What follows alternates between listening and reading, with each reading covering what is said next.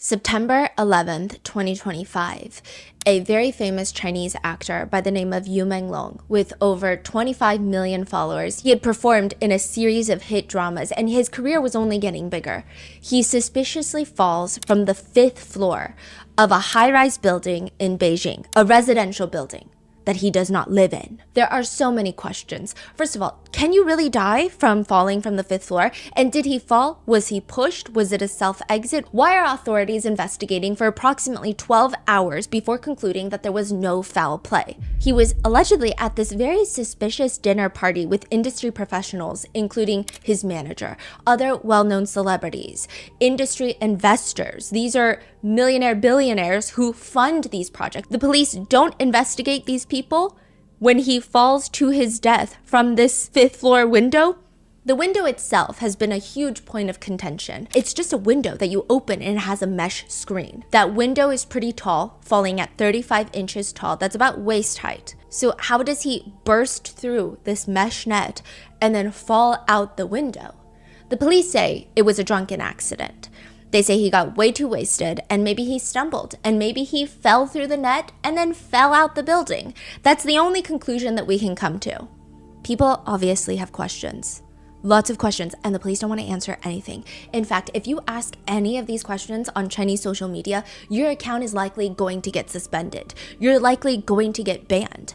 So now, the biggest question people have are, why is the Chinese government censoring a celebrity's death? If the Chinese government has nothing to do with the celebrity's passing, why don't they just have the police investigate further? Why don't they investigate everyone at the dinner party? Why don't they look for CCTV camera at the residential complex? Who's connected to the government where they would have this type of power to censor everything? It's like overnight, Yu Menglong goes from being a beloved celebrity, an actor, to being an enemy of the state.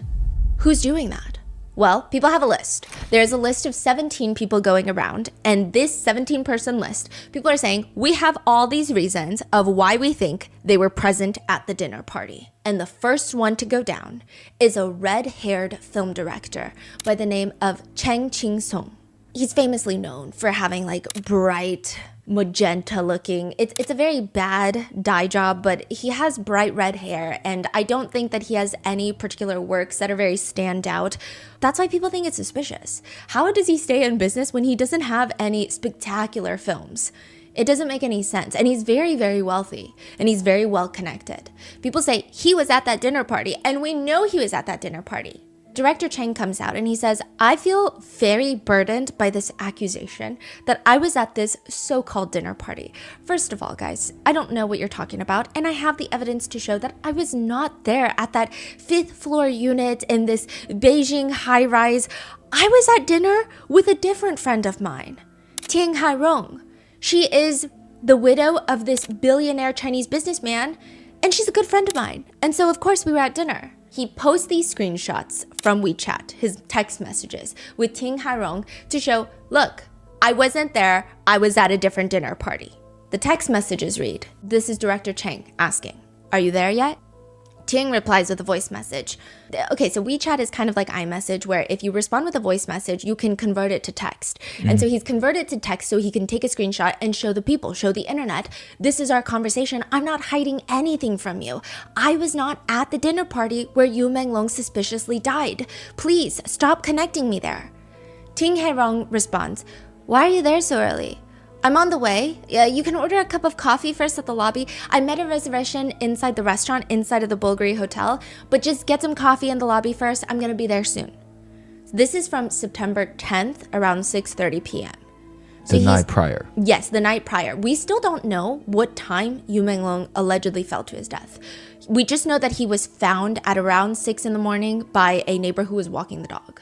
We don't really know anything else. He responds, well, I got here 40 minutes ago. Why'd you get there so early? Didn't we say that we were going to meet at 6:30? This timing is just, can you just sit and wait and take a break? There's a little bit of traffic here. I was working this afternoon. Yeah, no, it's okay. Tian sends a heart emoji, a hug emoji, and she responds, you know, I'm coming from the airport, so the journey is quite long. And he responds, no rush. That's it. That's like the contents of this screenshot. And netizens think, what does this even mean? What does this do? How is this an alibi? Text messages with your friend should not constitute as an alibi to a crime. People think it's weird that he's even posting this. And also, just because you meet someone at dinner at 6:30 p.m. doesn't mean you don't go anywhere else after. It doesn't prove that you even went to dinner with her because of how suspicious the messages are and the fact that he's releasing this as an alibi. People start going over and asking Tian Hairong, the widower of the billionaire, hey, can you talk about this? Because what do you mean you were at the Bulgari hotel with him? Are you sure he's not lying? Are these real text messages? She comes out and she says, I never wanted to explain myself to the internet. I'm from an older generation. I don't really check the internet. I was told by family and friends that I'm getting roped up into this madness. I don't even know these people. I don't even know Yu Minglong. Let me tell you what happened. September 10th, I had dinner with a good friend of mine, Director Chang. Well, I thought was a good friend of mine. Okay, I don't know why he's dragging me into this mess now by posting these screenshots. He could have just said that he had dinner with a friend, but instead, now my name is out there. My name is connected to this. I'm getting cyberbullied. Because people think she's also one of the 17 people now. Yes, because they're like, she's so rich. She's so well connected. She's always got her little fingers in the entertainment industry. She must have been at the dinner party too. Mm-hmm. Who's to say that they even went to the Bulgari hotel? Maybe they just went to the dinner party and they forged these messages. And she's saying, I don't know what any of you guys are talking about. This is impacting my family. This cyberbullying is impacting my reality now, my family. So I'm also going to post screenshots of the text messages that I had with Director Chang on September 10th. And I will point out something very strange. First of all, I think it's strange that he's pulling me into this madness. And second of all, I think it's very strange that he chose to delete this one text message that he sent me that night. Right before he told me, no rush, at the very end of the thread that he showed you guys on the internet, he had said, I'm dealing with something, no rush. So I'm dealing with something, no rush. He deleted, I'm dealing with something. I'm just saying, why lie to the internet? Why drag me into this? That's all I'm saying. I'm just going to post my text messages out there. So netizens are like, okay, we've got the exact same text thread minus or plus one message from two different people, from Director Chang and now his buddy Tian Hairong. So they're comparing these two sets of screenshots. Both of them are taken on an iPhone and both of them are very suspicious. This is like shooting your own foot. Now people have more ammo to study the different things, pieces of evidence out there. The first thing that they notice is that the audio messages, when they're both converted to text, they have 16 characters per line, including spaces and punctuation. Typically on WeChat, it's 15 characters per line. People start sending their friends audio messages, converting to text, taking screenshots, showing, hey, I have an iPhone, I probably have the exact same model, and it's 15 characters per line. Mm-hmm. But other people are commenting, well, sometimes when you change the text size on your phone, you could maybe do 16. Mm-hmm. Sometimes it's the screen size, if you have the Pro, not the Pro Max, or it could change. But people are like, it's still weird. Let's look for something else. And they find something else. You know how WeChat or any other messaging app, it likes to refresh you on the time and date. It'll say, even if you're in the midst of a conversation, it'll be like, well, now it's 10 minutes later, so I'm going to give you the time in the middle of the screen. It's not like you have to slide to the right to see all these text messages. It's just right there in the middle of the screen. Mm-hmm. Well, they see that, and they see all these different timestamps, and they try to line them up.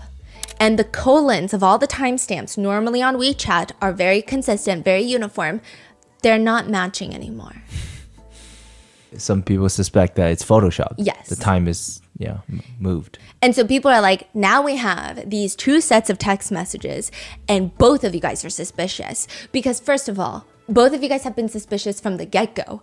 Director Chang, he does not have a spectacular background. He does not have a spectacular reputation in the industry. People call him a creep, like a Chester the Molester. As a film director, he does this thing where he just sexually harasses people. I will say that Director Chang is openly gay and nobody really cares about that at all. I mean, I'm sure like any other country, there's some homophobic people, but truly, nobody really cared. The only thing that people were upset about is that time and time again, there would be these rumors, there would be these conversations, scandals that come out of Director Chang sexually harassing male models, male influencers, and male budding actors who want to get into the industry. And the way he does it is very stereotypically predatory of the industry. He would say, you want a job? let's go eat. Sometimes he would just find a male influencer that he finds attractive online and sexually harass them nonstop, sending DMs like, I'm hungry, I want to eat. You know what I want. Do you like me? Do you want to meet up? Saying very suspicious things, which I know why you're thinking that, okay? It lines up because September 10th, that very night that this dinner party allegedly happens, he posts on Twitter one word, yummy. No context, nothing. That's why he's getting roped into this. Well, that and a lot of other reasons, but that's one of the big reasons. He's always had this very strong standing reputation of harassing young men. There was at one point, he's 34 years old dating a 19-year-old, and still, that's already creepy. People kept saying that he's an old cow that likes to eat fresh grass. Because it's very unsettling. But even while he's dating that 19-year-old, he would go online and harass other 18, 19-year-old male models. People already don't like him. And the fact that he posts this alibi, it's just rubbing people the wrong way. You're not proving anything by sharing text messages with a friend. And they're already suspicious. And Ting Hairong, people are coming for her too. First of all, you have a billionaire husband, got arrested for money laundering, and then in prison right before he gets out at the very young age of like he's in his 40s, he just drops dead in prison, and then you inherit all of his money, and then the rest of your life you just chase after seemingly young, allegedly young actors in the industry to date. That's the vibe. That's always been a small reputation of hers that's been following her around. And so people don't like these people already, and these text messages are not helping. What are you hiding? These two come out and they say, you know what? I got you. I'm going to give you more information. Here are receipts. Here is a paper receipt of the Bulgari Hotel in which us two, we ate in for a table of two, September 10th at around 6:47-ish because, you know, the timing was, I got there late because I was going from the airport. You get it. So they post a picture of this paper receipt sitting on a marble counter. And then to go along with that, they post a screenshot of their bank transaction that coincides with the date and with the exact amount for the Bulgari restaurant. So they're like, see, the money is coming from my bank and I'm going to give you a screenshot of that, okay? A few things. You know when you keep talking because you want to absolve yourself of any guilt, but the more these people are talking, the more guilty they seem? That's exactly what happens. At first, netizens are like, okay, that's a lot of receipts. But you look at the receipts. It's interesting. This receipt itself has been studied to hell and back. The itemized list shows 3 dishes, 2 sodas, and a portion of Italian cheese. It's a table for 2 at table 13 in the Bulgari Hotel restaurant. The grand total, including service charges and taxes, comes out to be $215. Obviously, there are comments on how ridiculous it is to spend $215 on 2 people. But another thing netizens notice is the picture of this receipt, they're posting this like early October. What does that mean? It's been a month since September 10th. It's been like weeks. And you're telling me the receipt looks pristine? It doesn't look wrinkled. It looks like it was just printed yesterday. It looks fresh off the roll, fresh off the printer, which is very strange because these two people, they're very wealthy. They don't seem like the type to save their receipts for bookkeeping. They don't seem like the type that's like, oh, that was a business dinner. I got to put it in my bookkeeping. They seem like the type that's like, if it's under $10,000, I don't even need a receipt. Yeah. But suddenly you have the most pristine collection of receipts that is not crumpled, that you don't just shove into your pocket or your purse. It doesn't make any sense. But the more damning piece of evidence is the receipt shows a time of 7:10 p.m. That's when the receipt is. That's when okay, so it says time, 7:10 p.m. At the very least, some people are interpreting it differently. It doesn't make sense that they would be done eating at 7:10 p.m. because their text messages, they were supposed to meet at 6:30, but she's running so late. Yeah. And then also, it's a hotel. It's a 5-star hotel. Any hotel, regardless of the stars, but like the more stars, the more wait time at restaurants typically. They sit down, you get wine, you get drinks. Like it takes, freaking way. You're sitting there for 40 minutes chit-chatting before your food comes out at the Bulgari Hotel. They're speed eating like this is a Chipotle. It doesn't make any sense. Or this is when the tab is open, maybe? So that's the next thing. People are like, okay, this is when the tab was open. Yeah. They start the order. They take the order at 7:10 p.m. Okay, put it into the system. Yeah. And now it's probably going to take like another 30 minutes for the food to come out. 7:36. So about 26 minutes later, Yeah. they're definitely not done eating because, again, if the food is put into the system at 7:10, let's say the fastest it comes out, 15 minutes later, what is that? That's 7:25. And then you're done at 7:36? I doubt it. There's no way. An Italian cheese plate, you're not scarfing cheese down like that. You're sitting there and you're talking. So why is it at the very end of their text messages, you don't see the text message itself, but like I said, in the WeChat likes to float these little time markers when more text messages are sent. You just see this in the middle of the screen at the very bottom of the screenshot. 7:36 p.m. There's a message. A message. So it's them two sitting inside of this high-end restaurant in the Bulgari Hotel, texting each other at the same table. Why would they do that? Why would they do that? And why would they not show us the message then? Yeah. And then another thing. You know how we got those screenshots of the WeChat? It's very clear, both of them, these screenshots come from an iPhone. Why is it that when they post their bank statement, it's an Android all of a sudden? The time, the battery marker, it's all Android interface. So what does that mean? And what does the Bulgari Hotel have anything to do with this? This is probably the more complicated web of storylines that we've covered in a while, where nothing can be taken as a fact, nothing can be confirmed, everything is alleged, but everything starts unraveling in a way that doesn't even make sense. Videos start going viral of what appears to be Yu Menglong being tortured inside of a Bulgari hotel, the same Bulgari hotel that these two allegedly had dinner at. Then these two, a lot of their history starts coming up, and there are allegations that they're connected to not just Yu Menglong's passing, but to other famous celebrities passing. Yu Menglong's agency, in fact, there are now conversations of at least 10 different celebrities passing away under very suspicious circumstances from his exact same talent agency. And there's so many things that are very similar to his case. The police are closing the cases immediately. There's lots of rumors circulating. The police want to shut down all conversations. They don't want to reinvestigate. They don't want to disprove any rumors. They just wait until all of it quiets down and everyone forgets about it. This is part 2 of the Yu Menglong case. We would like to thank today's sponsors who have made it possible for Rotten Mango to support the New York Immigration Coalition. They're an umbrella policy and advocacy organization that represent over 200 immigrant and refugee rights groups throughout New York. This episode's partnerships have also made it possible to support our growing team, and we'd also like to thank you guys for your continued support. As always, full show notes are available at rottenmangopodcast.com. We will also be linking a signature petition on the website demanding justice for Yu Menglong. A quick disclaimer, there are lots of sensitivities in this episode, brief mentions of self-exit, corruption, drugging, physical assault, essay, and a lot of perhaps more political conversations that have been taking place. This is just a recap of all the different discourse online. This is not me taking a political stance against one nation or another, especially when I have yet to visit a country. I don't even think that I am in a position to take any judgments, but today's case does take place in China. We had our professional translators working almost around the clock to help gather the information for this case.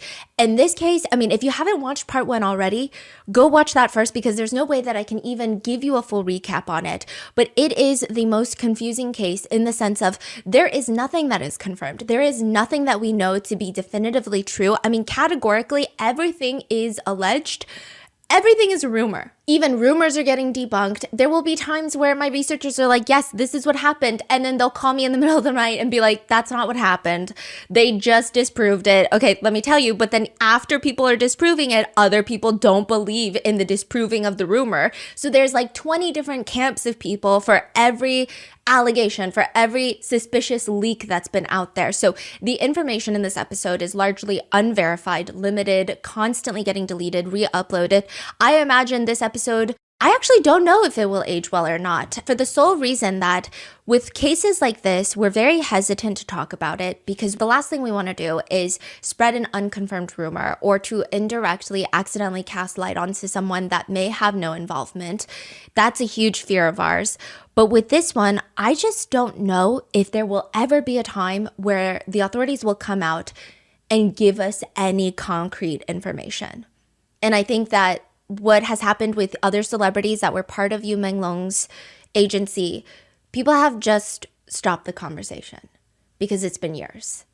And so this is what we know, and this is what the online discourse is. But again, do your own research, come to your own opinion. The only things that I can tell you with full confidence in this episode is that Yu Menglong, a famous, beloved Chinese actor, is dead. The facts around his death are suspicious, in my opinion.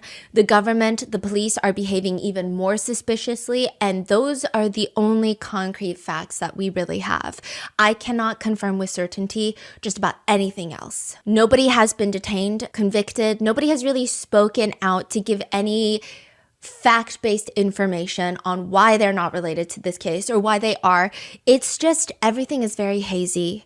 And legally speaking, his death has been ruled an accident. So with that being said, we're going to go over all of the people that were allegedly involved and all the conspiracies that range from believable to kind of like a movie. They're really intense. There are times where I would get so sucked into a conspiracy while researching that I would have to take a moment to be like, wait, is this too crazy? Like, am I going down a rabbit hole and believing in something too crazy? Because the sense is kind of there, but I've never seen stuff like this happen in real life. So is this just unhinged conspiracy theories? To that, I just say, there are times where you have a conspiracy theory and the reality is not that dark. The conspiracy theory is like a combination of the top 10 movies of that year meshed into one giant aluminum tinfoil hat theory.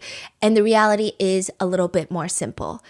And there are times where the reality is a lot darker than the conspiracy theories themselves.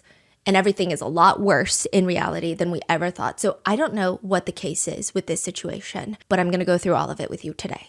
So with that disclaimer, let's get started. How do you know when a celebrity actually needs help? Even if they are saying things, how would you know if it's real? That has been the case with Yu Menglong's last live streams. People have been pouring through his social media history. They've been going through his pictures, any of his tweets to see, is there something we're missing?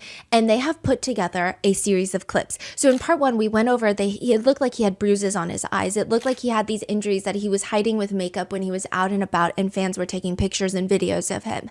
But in his own live streams, fans have found some very strange things. We don't know if these have been taken out of context, so take it with a grain of salt. But in one live stream, Yu Menglong is wearing what appears to be a blue suit. He looks like he's working, and it just looks like he's reading comments from his fans during the live stream. He kind of has his hand covering his mouth as he's reading the comments, and some people say it actually doesn't look like he's reading the comments.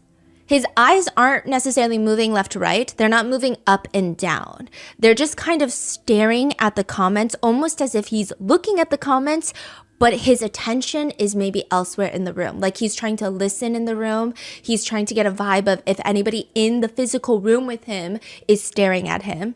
And then eventually he says, puts his hand down. He says, while he's covering his mouth. Puts his hand down and immediately mouths something before talking. And it sounds like a very breathy, low, save me. You can barely hear him. You can see his lips moving. You can hear some breathiness. It kind of sounds like save me, but you don't really hear it. It sounds weird. And then immediately afterwards, he starts voicing out his words like this. So it's like, save me. And then voicing out his words like this. 也不是 PK， 也不是有两个对话的那个。 Just talking about normal things. Netizens have ripped this live stream apart, saying, is this a moment where he's reaching out for help? Because it doesn't make any sense. Why would he say, save me like that? Others are saying, no, it's because the internet was lagging.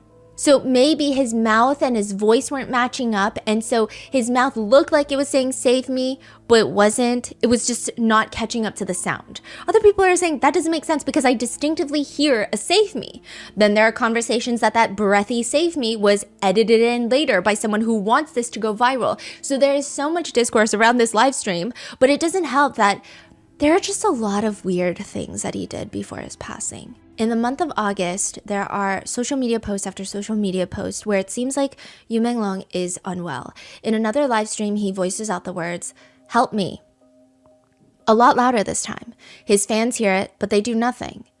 Everyone assumed that he was talking about his network being bad. Right before this, he's talking about how his network connection is not the best and the live stream isn't really working well. And then he says, help me.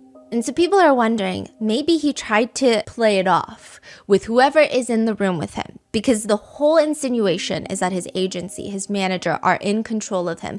There are people who believe that he has been held captive for a really long time, that he's been doing work events, he's been live streaming while being held captive so that nobody is suspicious. They think that he's saying, help me, as in like, maybe everyone in the room will think that I'm talking about the network, but I'm telling you, help me. Then there is another moment that people have dissected. So I know in America, we have the DV, violence symbol for help. So if you are in a car and a police officer drives up, or if you're in an airport and you're talking to a TSA gate agent, you have your open palm, all 5 fingers up like a high five. You tuck in your thumb, and then you close your fist around your thumb. He has done that motion multiple times in his live streams. So he'll have 5 out, and then he'll kind of tuck his thumb in, covering his mouth, and then he'll tuck it all the way in and do a fist and cover his mouth. He does it very naturally. So some people are wondering, is this just a natural motion he does? And then in Chinese, I think some people think it's 540, which in Chinese is 我540, sounds very similar to 我死了, like I'm dead. So it's like another signal that people are picking up. There's also another poem that started going around, and I couldn't verify if this was exactly from him because I couldn't find any of the original sourcing, neither could the rest of the team. But it seems like he was writing a poem about a rainy day and how he's learning some magic tricks. It's the most random poem, even if I were to give you the translation for it, because of the way that the sentence structure in English and Chinese are so vastly different, it wouldn't make sense. But it felt very random in the sense of, today's a rainy day, don't forget your umbrella, I learned a new magic trick today. Like, it's very out of nowhere. Like, the poem itself is not artistic, it doesn't make any sense. But people were saying if you take the first character of every single line of this poem, it says, today they want me to die. And that has been circulating. So these are all the reasons that people think that he has been held captive for months, which begs the question, who's keeping him captive? Why are they keeping him captive?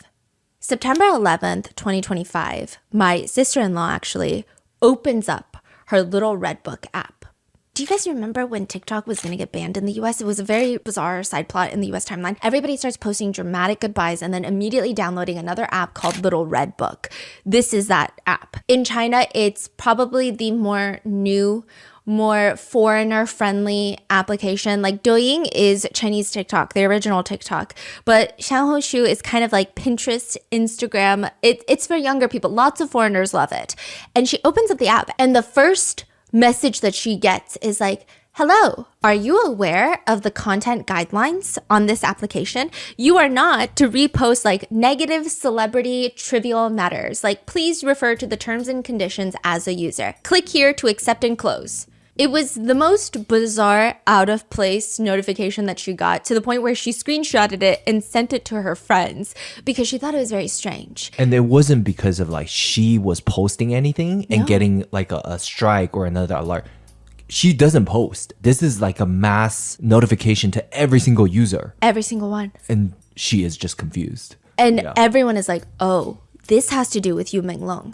Because September 11th, 2025, the same day that Yu Menglong is found deceased at the bottom of the building, the Cyberspace Administration of China demands a meeting with the executives of Little Red Book.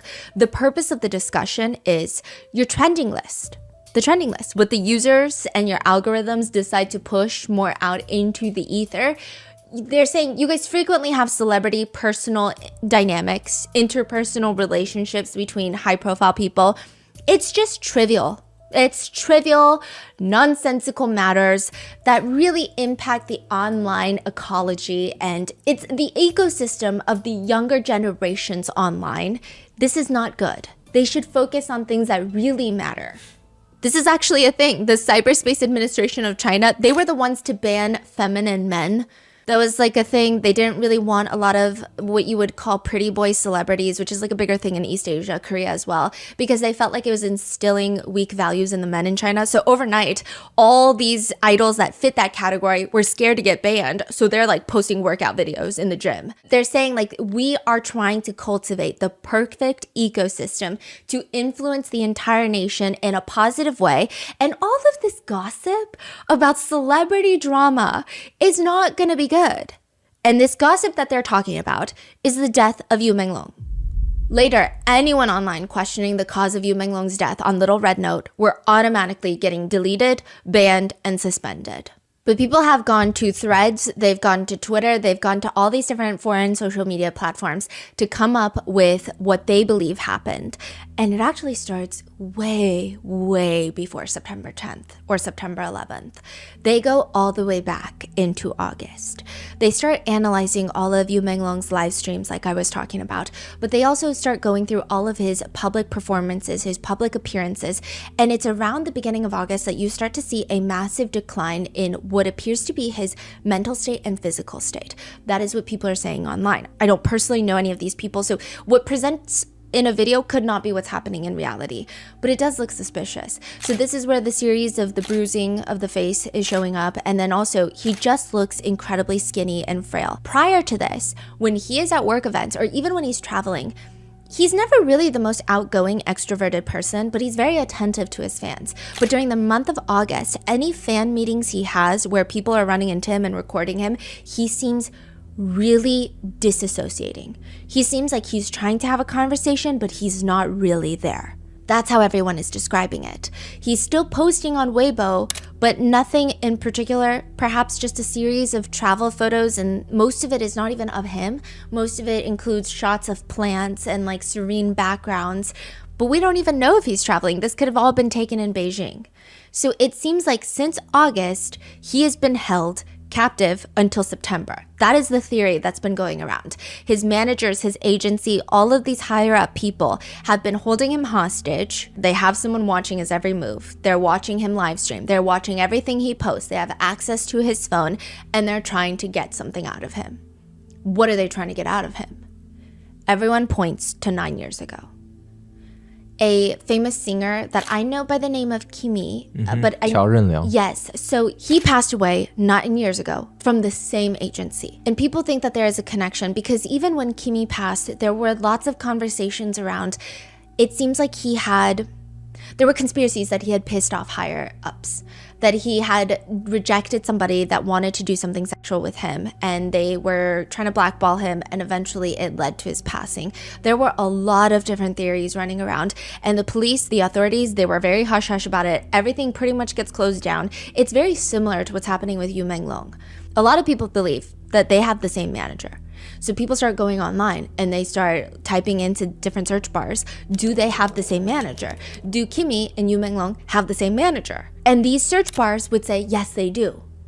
They have the exact same manager. Douyin AI. Yeah, it's like the AI generated search, which like I know how we feel about AI, but like, you know, it's the AI generated search. People are looking at it and they go, okay, so they have the same manager. I mean, there's no proof, right? There's no like, no one's going into the company records, but that's what Douyin is saying. The very next day, after all of this blows up, people are reposting it on Threads, on Twitter. You go back to Douyin and you ask, do they have the same manager? Suddenly it's no. The answer has been it. Side by side. It's so weird. I would say like most of these search platforms, when they use the AI feature, it's not very accurate. Like accuracy is not the name of the game with these top searches. Like even like the Google AI overview, it's like most people say it's not accurate, right? But with this, to change it the next day is weird because they just leave up the inaccurate information. They don't go ahead and change it. So why would they change it? Who would call to have it changed? People start digging into the manager. And we mentioned in part 1 of this entire case, the manager does not seem to have an entertainment background. There are rumors that he is part of an organized crime syndicate. He's just hired muscles. People say that he is more of a, I would say hitman is maybe taking it too far, but like the cleanup of organized crime. You got a dirty job on your hands. This is the guy that you call. and they are very closely intertwined with a lot of powerful executives and investors. He was hired into the company as, yes, a manager, but really his formal occupation would just be to watch over these subjects, to make sure that they're not stepping out of line, to make sure that they're not saying anything, to make sure everything goes as normal. I will say this manager is also a very strange guy. If you dig into his old posts, there are, he likes to post, all of these people like to post weird things. They love trying to be edgy, artsy, but it's just uncomfortable. It's just very scary. He likes to post a series of photos where it shows a man saran wrapped to a table. It looks like an episode of like a serial killer show. So you got actual person? Well, that's what it looks like in the first 3 photos. Okay. And it looks like a person saran wrapped to an operation table, like a steel table. And then someone is grabbing his head in one photo. So it looks like he's about to get a head massage. And then all of a sudden a knife appears and they cut this man's head into 6 different sections. It looks like a cake. It's like a "is it cake" video. And then those 4 pieces are like the pieces of his head are arranged on a plate. It's clearly not a real person. It's clearly either some sort of sculpture or AI generated art or drawing or something. But his whole caption with that is, something that is whole can be cut into pieces, but those pieces can never be whole again. And so people think, this manager is just weird. We don't really know anything about this man. We don't know how he got into the role of being Yu Menglong's manager. We don't know much about him. All we know is that he likes to post these types of things. So people believe that the person that lured Yu Menglong to the party, the dinner party that night, is the manager. They think that Yu Menglong is not one to go out with any of these people. He's not one to go on any of these drinking meetings with investors. He's someone that likes to very much follow the rules. He likes to stay home. He likes to cook with his 2 dogs. He has a corgi and a French bulldog.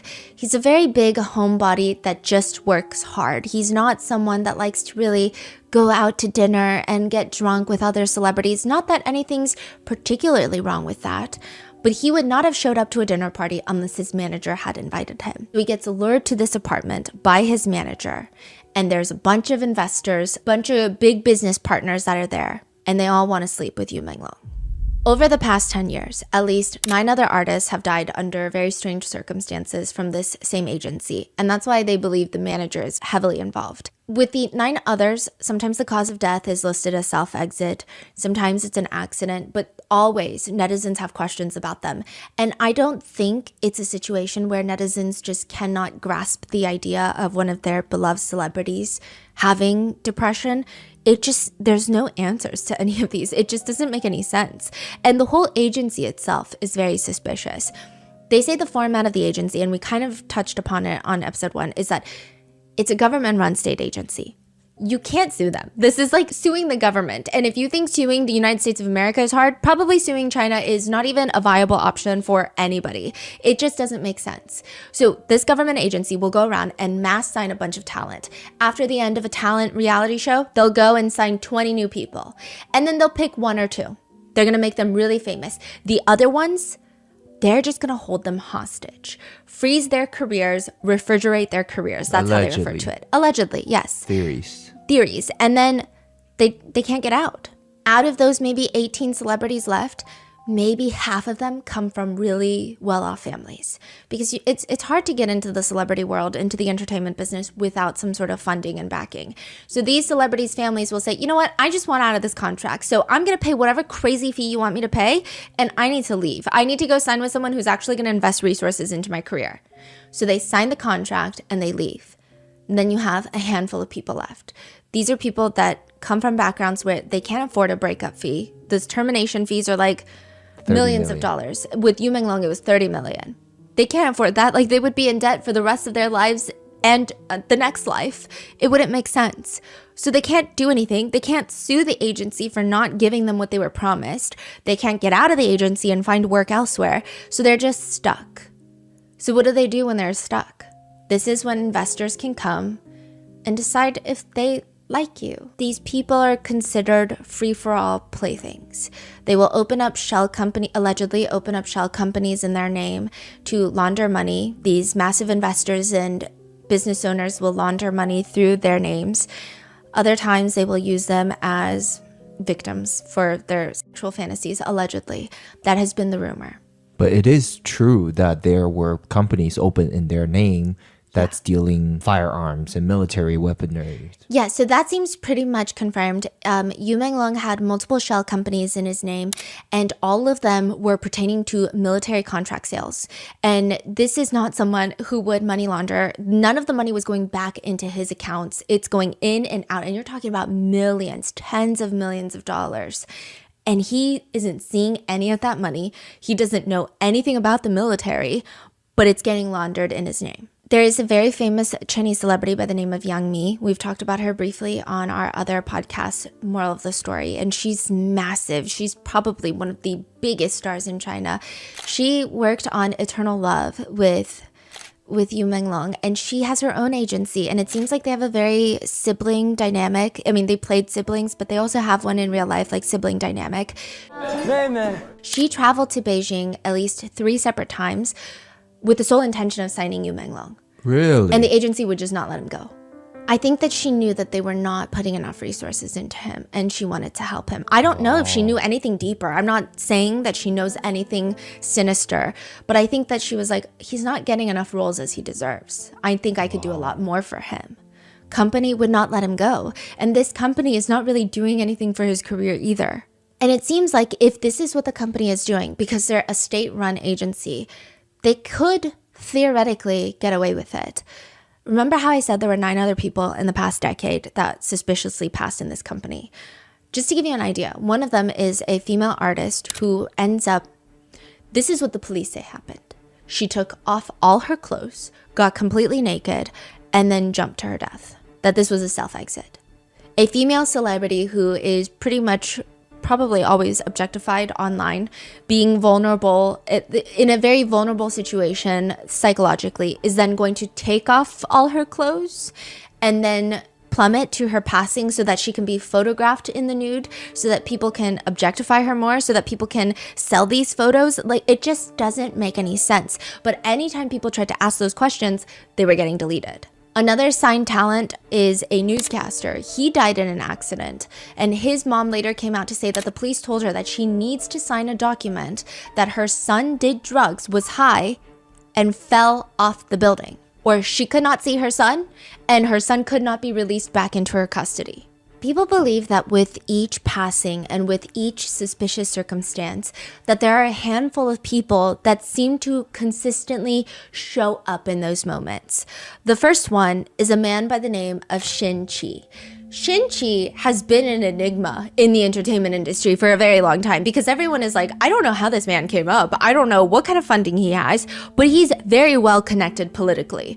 November 2018, Shin Qi is 27 years old. He becomes the chairman of the China National Electric Investment Group's new energy company. The chairman. CEO? Yes. Chairman? 27 years old. This is a government-run entity, meaning how would a 27-year-old be appointed that position unless he has absolutely incredibly strong, powerful people in the ranks that are handing him these positions? AKA, he's a political Nepo baby. If he were just really smart and capable, even if he were to follow the route of getting into government, nobody would promote a 27-year-old for being outstanding. Politics has hierarchies, legacies, seniority, favoritism. They're not just going to give him a position for being the most capable, which I don't think he is, regardless. Which means, who the hell is Shin Qi? He goes from being the chairman of this state-run investment group to suddenly being like a film producer. He just makes movies. He invests in movies. He's like a major name in the entertainment industry. How do you even break out like that? Again, you go from that investment group chairman to the entertainment industry and you're succeeding across all fronts. And when you look into his past, nobody can find his family history. He doesn't talk much about his childhood. Who is he? Who are his parents? Because you can only get these types of positions if your parents have high up government positions.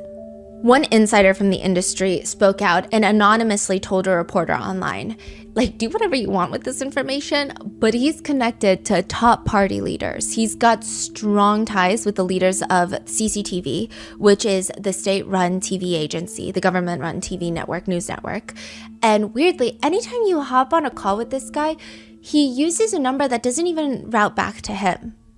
It's like, you see the caller ID, but it's not him. Like, you don't see Xinqi. It's weird. Like, it's just like this other guy's name. So it seems like a fake number, and they are able to pull up that number because I guess this insider has had conversations with him. This number is linked to at least 99 companies registered. When you register a business, you have to have a phone number that goes along with it. It's this number that's mainly used. And this number is also connected to Yu Menglong's shell companies. Really? So everyone's saying, okay, Xingqi seems to be, if this is true, if all of this information is not faked, not AI generated somehow, not edited with absolute perfection, and these are real tips given to real reporters, then yes, it seems like there is a connection between these shell companies, Xinqi, whoever that man is, and Yu Menglong. But that's not the only connection. Xinqi has been Yu Menglong's top fan for years. Top fan in China is a little bit different from maybe America. Top fan does not typically mean you love this celebrity the most. You're the number one fan. It typically means you are the fan with the most power. You can buy billboards. You've got money. You've got connections. You are a highly influential fan. You can make things happen for your favorite celebrity because you yourself have power. That's what they call a top fan. Xinqi has been Yu Menglong's top fan for years. He actually runs Yu Menglong's fan club. It's crazy. Wow. And he is reported to be gay, and he seems to have some sort of crush or some sort of infatuation with Yu Menglong, has been the conspiracy online. And again, I don't think that I need to be the one to give you a disclaimer, but sexual orientation has no correlation with someone's ability to commit a crime or to be a vile person. I mean, I think if you look at most episodes on this channel, straight people commit so many heinous crimes. Like, if you're trying to use this as a way to be homophobic, you should try a different video. Nothing on our channel, but people think that he had this infatuation with Yu Menglong and has been trying to get Yu Menglong to consent and to do sexual things for him, sexual favors. And the best way to do that is to stunt his career growth. So after all of the big hit dramas that he was in, around 2020 to 2023, Yu Menglong is off the radar. He goes into the village to teach children. He's basically starving. He comes back and he jokes that he has no money for food. Now we know it probably wasn't a joke, but for those 3 years, it is believed that Xinqi and at least another very wealthy, influential person wanted to get Yu Menglong, and he was refusing. So they completely halted his career. I think it sounds like a very big conspiracy, but the thing to remember is for these people, if this were to be true, it's not much. It's just vengeful. It's like, okay, fine, you don't want to sleep with me? Then you're not going to get a job. Yeah, I mean, and also you look at his career. How could you going from doing such big drama with Yang Mi? With Yang Mi, yeah, like these are crazy breakout roles, and then boom, Gone. off TV for 3 years. And something happened. Yeah. And it's not like he was trying and nothing was happening. Yeah. It's like, oh, that was a flop. It wasn't, he was just gone. Yeah. He was gone. And so people think Xinqi is one of those people that wanted to get something from him and it wasn't working. And another thing to add to this is there have been reports that from beginning of August, some people even say in the month of July, there were lots of leaked blind items from the paparazzi saying that, hey, there's a very big actor that was in Eternal Love. Now, to be fair, Eternal Love has a lot of big names, but he was in Eternal Love, and we got news of a major scandal from him. Yeah, I think they say like a celebrity from the show with 25 million Yes. followers, which, I mean, come on. Yeah. How many, exactly 25 million? Who are we talking about? Yeah. And people were saying that these executives, these higher ups, are leaking this information to the paparazzi as another way to threaten Yu Menglong and say, see, we not only have power over your career, we can also ruin your whole career. Like, we can just take you off the screens, yes, but we can make you a very bad person online as well. And so this is just adding more and more pressure. So people believe that Xinqi was one of the ones that really wanted to sleep with Yu Menglong, and they believe that he was there at that dinner party that night. And just to give you an idea about these dinner parties, a lot of Chinese celebrities have seemingly spoken up about this, and it's kind of the same in East Asian culture, I'm sure Korean culture as well, not just in the entertainment industry, even just the business world. You want to get a business deal done, you got to go get drunk, you got to go to a haeshik, like you have to go and pour alcohol for these higher ups to get a deal signed. There's this very viral clip of Tao from EXO. He is now in China. He also recently got married, I believe. He was talking about, this was from years ago. He was screaming, like getting very riled up in a live stream. And he said, I have my own agency. And if you tell me my employees, my talent have to go do a business deal and they have to drink something, then get the fuck out. I don't need your money. We don't need you. We don't need your stupid deals. Like, no, I'm not letting them put their health in jeopardy. 给我公司所有员工，我立了一个规矩：你出去谈任何业务、谈任何项目，只要让你喝酒，不滚都滚。我绝不让我员工去卖身体、去喝酒、去谈任何的业务。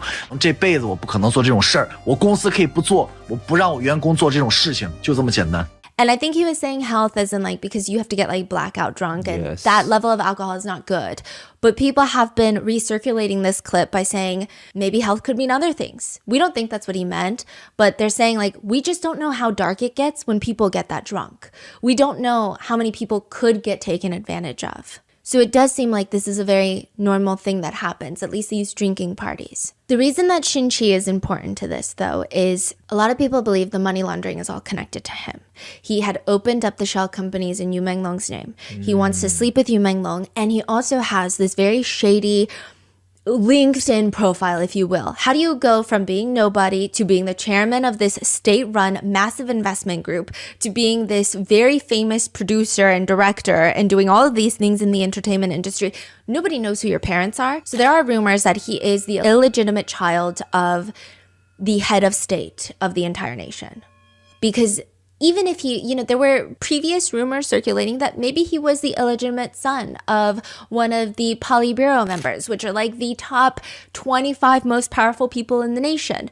But a lot of people are saying there's no way that the head of state would not just let them go down for it. Because this looks bad, ultimately, on the head of state. It doesn't look bad on everyone. It looks, ultimately, when you have one person at the top, like anyone, most nations have a president, it just looks bad on that person. They're the first to be blamed. So why would they go down for a random person's son in the top 25 most powerful politicians? At the end of the day, he's the most powerful. Why would he go down for him? So they think that this guy, Shin-Chi, is connected, is the illegitimate son of the head of state of the entire nation. And there have been rumors circulating prior to this. And these, I will say, are rumors that a lot of these are people who very much dislike the government system in China. These are people who are very outspoken about that. And that's their right? But they're very anti-CCP. And they have been saying for months prior to this that there have been lots of rumors, and they believe to be true, that the head of state has been embezzling money through military contracts, right? Which is, I think that's a thing that a lot of different heads of state have been accused of, but they're accusing him of doing that. And they're saying now with these military shell companies, maybe it's all connected. Maybe this is the illegitimate son who's funneling and money laundering through this celebrity, and then maybe Yu Menglong finds out and wants to put an end to it or wants to go public with this information. And now he must die. And now it's going to get covered up because it's not even just about Yu Menglong's death anymore. It's about a whole system. And just to give you an idea, if you run this phone number, netizens have been able to pull up other companies that are with the same phone number that allegedly belong to Shin-Chi. And one of the companies has been operating for 5 years. They have 0 payroll employees. 0 employees. And they generate $630 million in revenue. Dang. In the past 5 years. Wow. Its logo probably reads not money laundering at that point because, that's money laundering. To give you an idea, other businesses who generate that kind of revenue, around even 100 million a year, they will employ on average at the very least 100 people, but typically on the 1,000 people end. You're not going to generate that with 0 payroll employees. But they're saying that these different companies, all 99 of them, are so profitable, even though nobody's running them. They're just printing money at this point. It doesn't make any sense. These are the allegations. I don't know. I don't have the paperwork in hand. I am not someone who can certify such legal paperwork. So I don't know if this paperwork has been edited and reposted online. I don't know. But that same number can also be traced back to another very well-known celebrity, Song Yiren. And she has been connected to this dinner party many a times through many a different pieces of evidence. Song Ye-ren is a small-time actress. She was on this reality show called Everyone Stand By, which I did a whole Mott's episode on. It's like a famous Chinese acting reality show where the premise of the show is you gather a group of acting professionals. Most of them are newcomers or they had their heyday and now maybe they're falling off a little bit. They get booked onto this show and they're doing skits, mini dramas, and they're doing improv acting, and you have this panel of judges of world-renowned actors who are going on to judge their acting ability, not just their influencer count, but like genuine their profession. And she actually made me cry. That's crazy, right? Thinking back. Yeah, they had this, they called it Performance City, and all of the contestants were to go into this massive fake city and they could go through the costume department and dress up in whatever their character were to be. And the judges would walk around while they're improving these different character storylines. She chose one that was very emotionally gripping. A lot of the other characters, they were couples who were fighting or selling peas and selling all these other like street vendors, and none of it was that particularly good. She was very smart and she was very believable. So she dressed up in what I guess you would call back in the day like a beggar, and she had a sign up. On her sign that she held up above her head, there's a misspelling of a word, but she did it on purpose to show that she's undereducated as this character. And it was really well done. She never broke character. It was freezing cold in there and she was shivering because she was that dedicated to the character. I cried watching that because I just felt like it was so good. That's her. She has been placed at the scene of the crime. Whether it's true or not, I'm just going to give you what people have found online. There have been rumors circulating long before she was even on that show that I didn't know about, but they said that Song Ye-ren's personal and professional lives were vastly different. They were just saying it's weird. They said online her career is very much girl next door, soft girl image. Oh, I've never seen anything inappropriate. Like that was always strongly associated with her. But sometimes other co-stars and other friends would talk about her and they would let it slip that her nickname for a really long time was Xiao Taimei. Xiao Taimei. What does that mean specifically? It's like the bad kids in school. She's like the head of it. The bully in K-drama. Yes. Like that's the vibe. Okay, yes. Yeah, our researchers were having a hard time trying to describe it too. One of them said it's like the direct translation would be like little bad girl. Others were saying, no, it's like head bully. Head bully, yes. Like head bully girl is the vibe. Like it's just not it's actually very mean. It's not a nice, you don't get pride from being called that. But Song Ye-ren actually went on a live stream once and said, yeah, like that's what I used to be called, but that's when I was young. I've grown up. I don't do that anymore. I was out there drinking, clubbing, partying every day. I dyed my hair blonde, but I don't do that anymore because that's what I did when I was young, which has been a huge debate online with some people saying, actually, I went to school with her because she went to school abroad in Canada and she smoking, drinking, and dyeing her hair was the least crazy thing she did. She actually went around bragging to all of the people at our school that she slept with 50 different guys. She was 17 at the time. It's just what an internet user has alleged.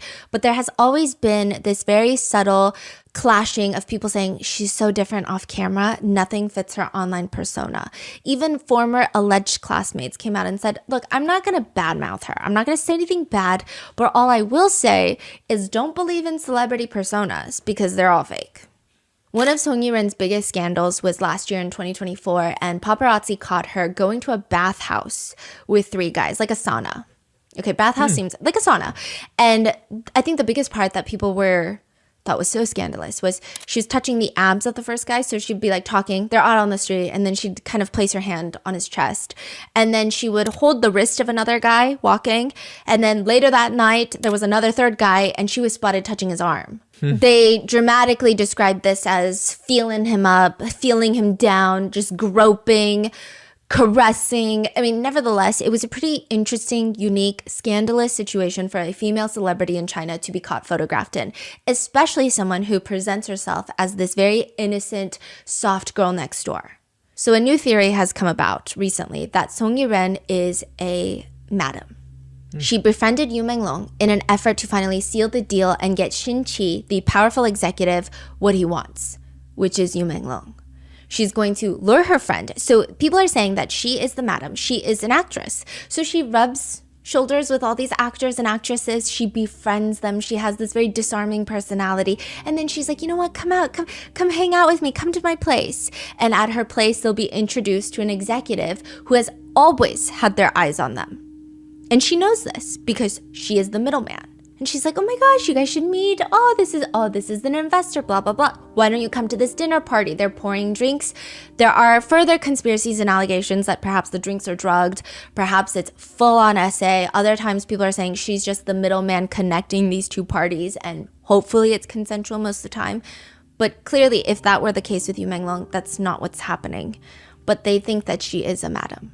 They think that that must be the way she makes money. Because here's an interesting discovery that it's been made. Song Yiren, she lives in the same apartment complex as where Yu Menglong passes away.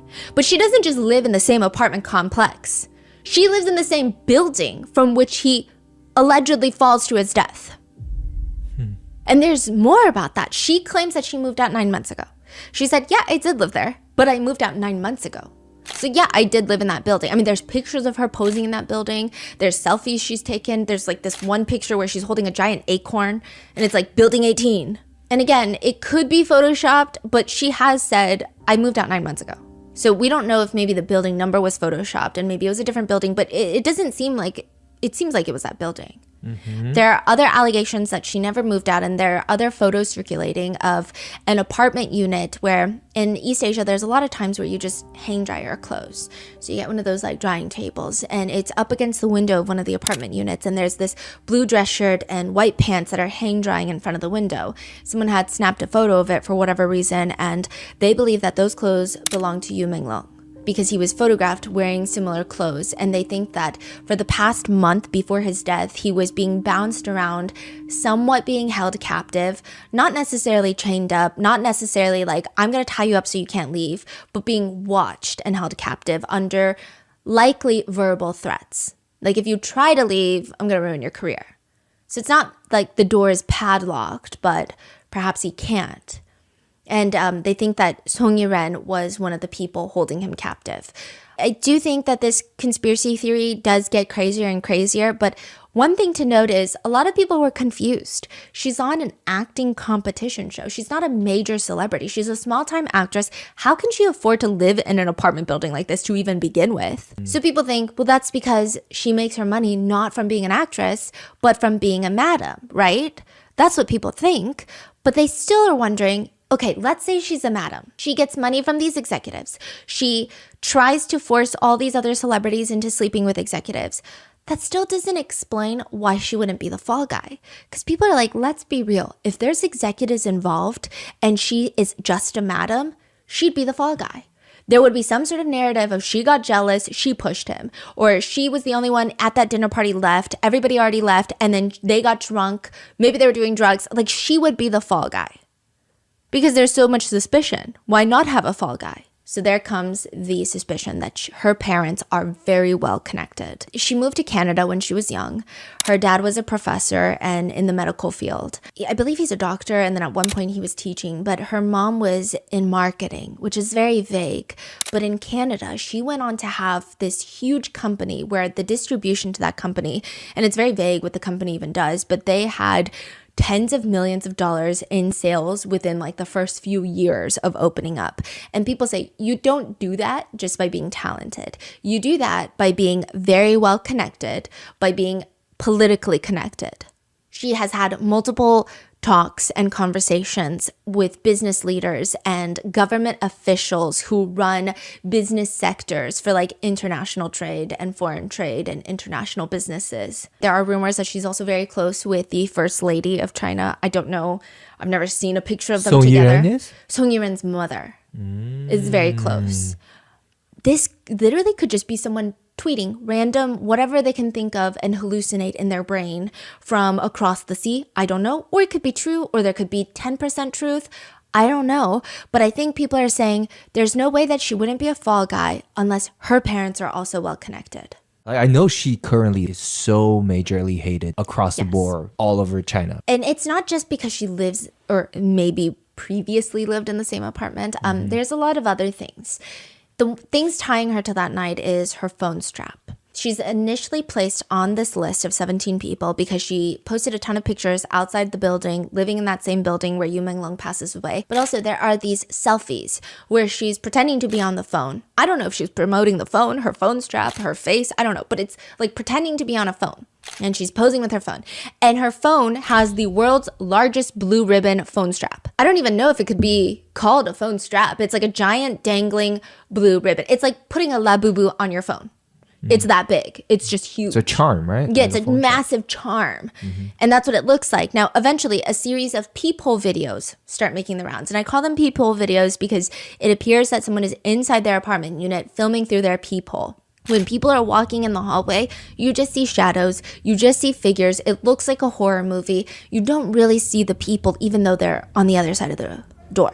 Peephole videos go viral, and it sounds like a man crying.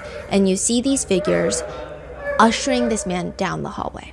And then behind them is a woman on her phone, and it looks like she's filming them because her phone is propped up all the way up, and there's just no reason for her to be holding her phone like that unless she's trying to get a signal. So it looks like she's filming them, and the phone shadow on this wall has this giant lanyard attached to it, and people think that looks like the phone strap that Song Yiren was showing off. Otherwise, what the hell is that shadow?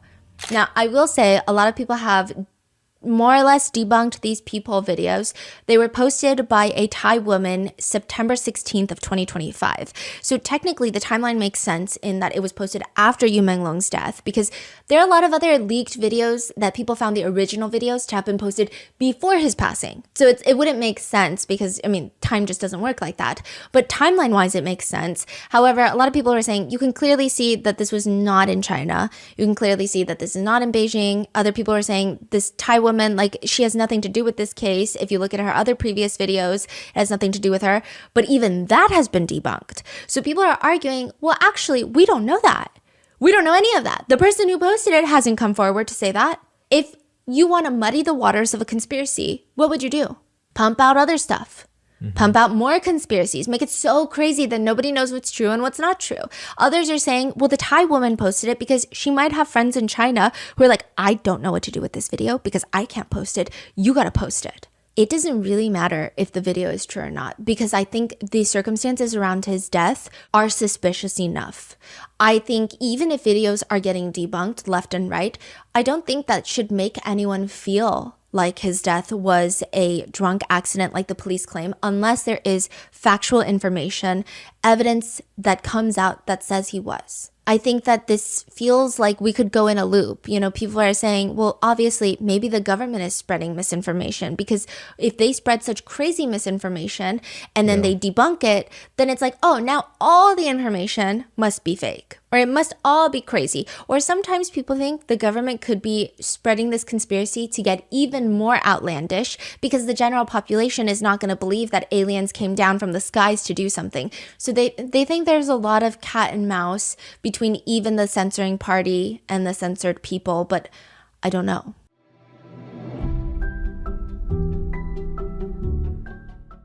Starring Academy Award winner Patricia Arquette and Jason Clarke, Murdoch: Death in the Family is the new Hulu original series that explores the unraveling of a Southern dynasty through a deadly boat crash, double homicide, and a massive embezzlement scheme. Inspired by shocking actual events, the dramatized series draws from reporting by Mandy Matney, creator of the popular podcast that followed one of the most twisted crime sagas in recent history. This gripping series brings the drama to life like never before. It's a story of secrets, deception, and murder. Watch the Hulu original series Murdoch: Death in the Family, streaming on Hulu and Hulu on Disney Plus for bundle subscribers. Terms apply.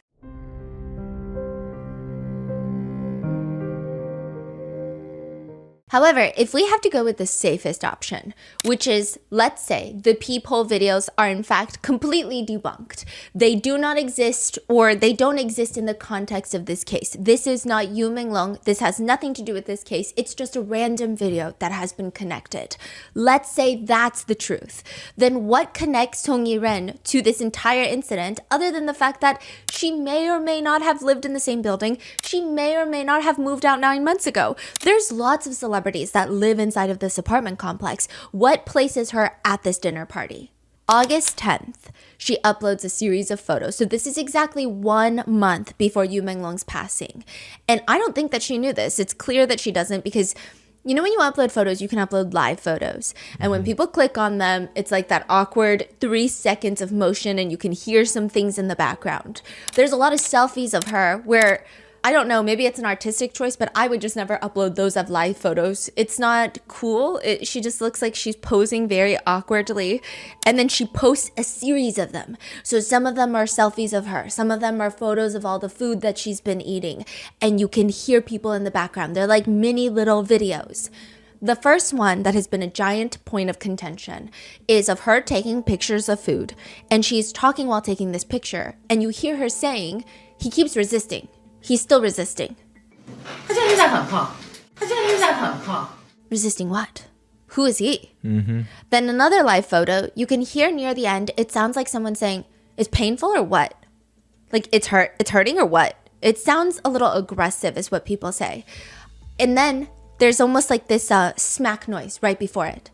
Like, it's painful or what?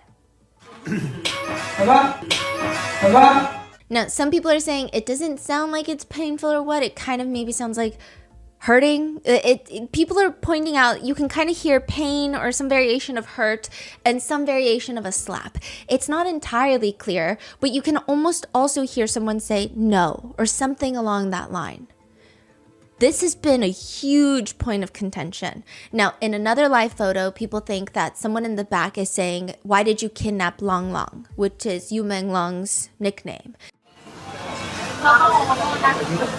I will say that one is a little bit more debatable as people are saying, well, I don't hear it. Some people are saying, I absolutely hear it. It's been back and forth. But the he keeps resisting one, it's clear. That one is crazy. The audio is like as clear as this podcast. And there's another picture that has also been in that little photo dump timeline is she's at a sushi restaurant. And you see a little cloth on top of someone's phone. And that phone is very specific. It's an iPhone with this silicone orange phone case on it. And that same month, Yu Menglong took a picture. Someone's taking a picture of him taking a picture, and it's the same phone case. I've never seen one singular person outside of Yu Menglong have this specific phone case. No, because the new iPhone is orange. Yes. So that's common. But this is before the new iPhone came out, And which it's is like very uncommon to see someone have a bright orange phone. It's like a orange juice color silicone phone case. So it's like a very specific texture. It's a very specific look, and it's sitting on the table, and there's a little like rolled hand towel on top of it, which makes people believe that he's still resisting. He doesn't have control over his phone. They took his phone and they're slapping him around to do whatever it means. These are the live photos that make Song Yiren part of the 17 list. Now, she does go back and she edits this original post. These pictures are still boldly up. I mean, I don't know if it's just maybe she thinks it makes her look less guilty if she doesn't take it down, but they're still up. The comments read, this is the most popular Song Yiren will ever be. Who are you talking about resisting? Who's resisting, huh? Explain, who is resisting? Others are commenting, hell is empty because all the demons are here. Netizens also report that Song Yiren has a personal alternate account on Weibo, where she allegedly starts asking people who are questioning her online. So let's say Song Yiren, someone's commenting, Song Yiren, why are you doing this? Why were you there? Tell us, why are you so evil? And then this random account that people have connected with Song Yiren keeps commenting, what are you? To the person who hates Song Yiren. What are you? If you don't want your personal information exposed, be good. Otherwise, you won't even know how you died. Damn. It's unclear if this account is truly hers and if these messages were actually sent. We don't even really know where she is right now. Clearly, she has not been detained. She has not been really questioned. Sometimes her social media account's IP show that her location is in Jiangsu, China. Other times it shows Japan. So people were very briefly confused, like, is she fleeing the country? Did she flee to Japan to try and get away from all of this? Or is she changing her VPN so that she can throw people off from her location? Song Yiren has come out to state that she has nothing to do with any of this. In her statement, she says, "Recently, I've been bombarded with online rumors, accusing me of introducing these big bosses to entertainers and luring people to drink and conspiring, fleeing abroad to Japan, even calling me a murderer. These rumors and obscenities are suffocating me, significantly impacting my work, my daily life. I'm experiencing unbearable online violence. In reality, I wasn't there. I wasn't at the dinner. Like everyone else, I only learned of Yu Menglung's passing that morning. To offer condolences to the deceased and to clarify matters, I hereby issue the following warning regarding these online rumors. The background noise in the live photos are not related to the incident. One photo in question, it was me and 3 of my friends having dinner at a public restaurant. During the meal, one of my friends was complaining about her husband. So she's saying, he's still resisting. Oh, the friend is saying her husband is still resisting? Yeah, which is kind of crazy. What? Yeah. I thought the best case scenario for her defense, the best case would be like, oh, I was talking to this guy and he doesn't like me, but I'm still going to pursue him. He's still resisting. It's still alarming to say in that phrase. But I can't think of, or like maybe a deal. You're like trying to get a deal done and you're like, oh, he's still resisting the It's still weird. But like the way that she said my friend was talking about her husband, it makes it even more unbelievable. What is your husband resisting? Maybe he's resisting buying a Porsche. I don't know. But it's just the amount of coincidences in these live photos don't make sense. Another photo, she says, I was eating with my assistant in a restaurant. There were waiters and other guests around. I don't even know. I was completely unaware of what was being said at the time. So she's saying the smacking sounds and the what, is it painful or what? She's saying, I don't know. Those are just like waiters and other people at the restaurant when I was recording this. I was taking this photo. I have nothing to do with it. She said, I used to live on a high floor in that building. I didn't live in that unit where people are pointing out the pictures of the clothing that they saw that matches Yu Menglung. She says, I lived on a high floor. So this is like her way of disproving it. Oh. She's like, I lived on a high floor. That's where I took photos of my daily life. But I moved out 9 months ago. I haven't lived there in a very long time. There are some low light photos circulating on the internet. Those are not of me. This seems like she's referring to the peephole videos. I am a Chinese citizen. I have been in Beijing since the incident, and I have not fled abroad. I don't know any so-called political tycoons. At work, I have always relied on myself, and I have not done anything weird. After being cyberbullied, I've never deleted or edited any content or photos I posted on social media. I want to thank the social media platforms for their legal and regulatory cleanup of rumors after the incident. Because of my contract with the former agency expired in June this year, I was unable to speak from the company or studio. In response to this urgent emergency, I believe that if I come out to clarify, it might have been easier to focus on me.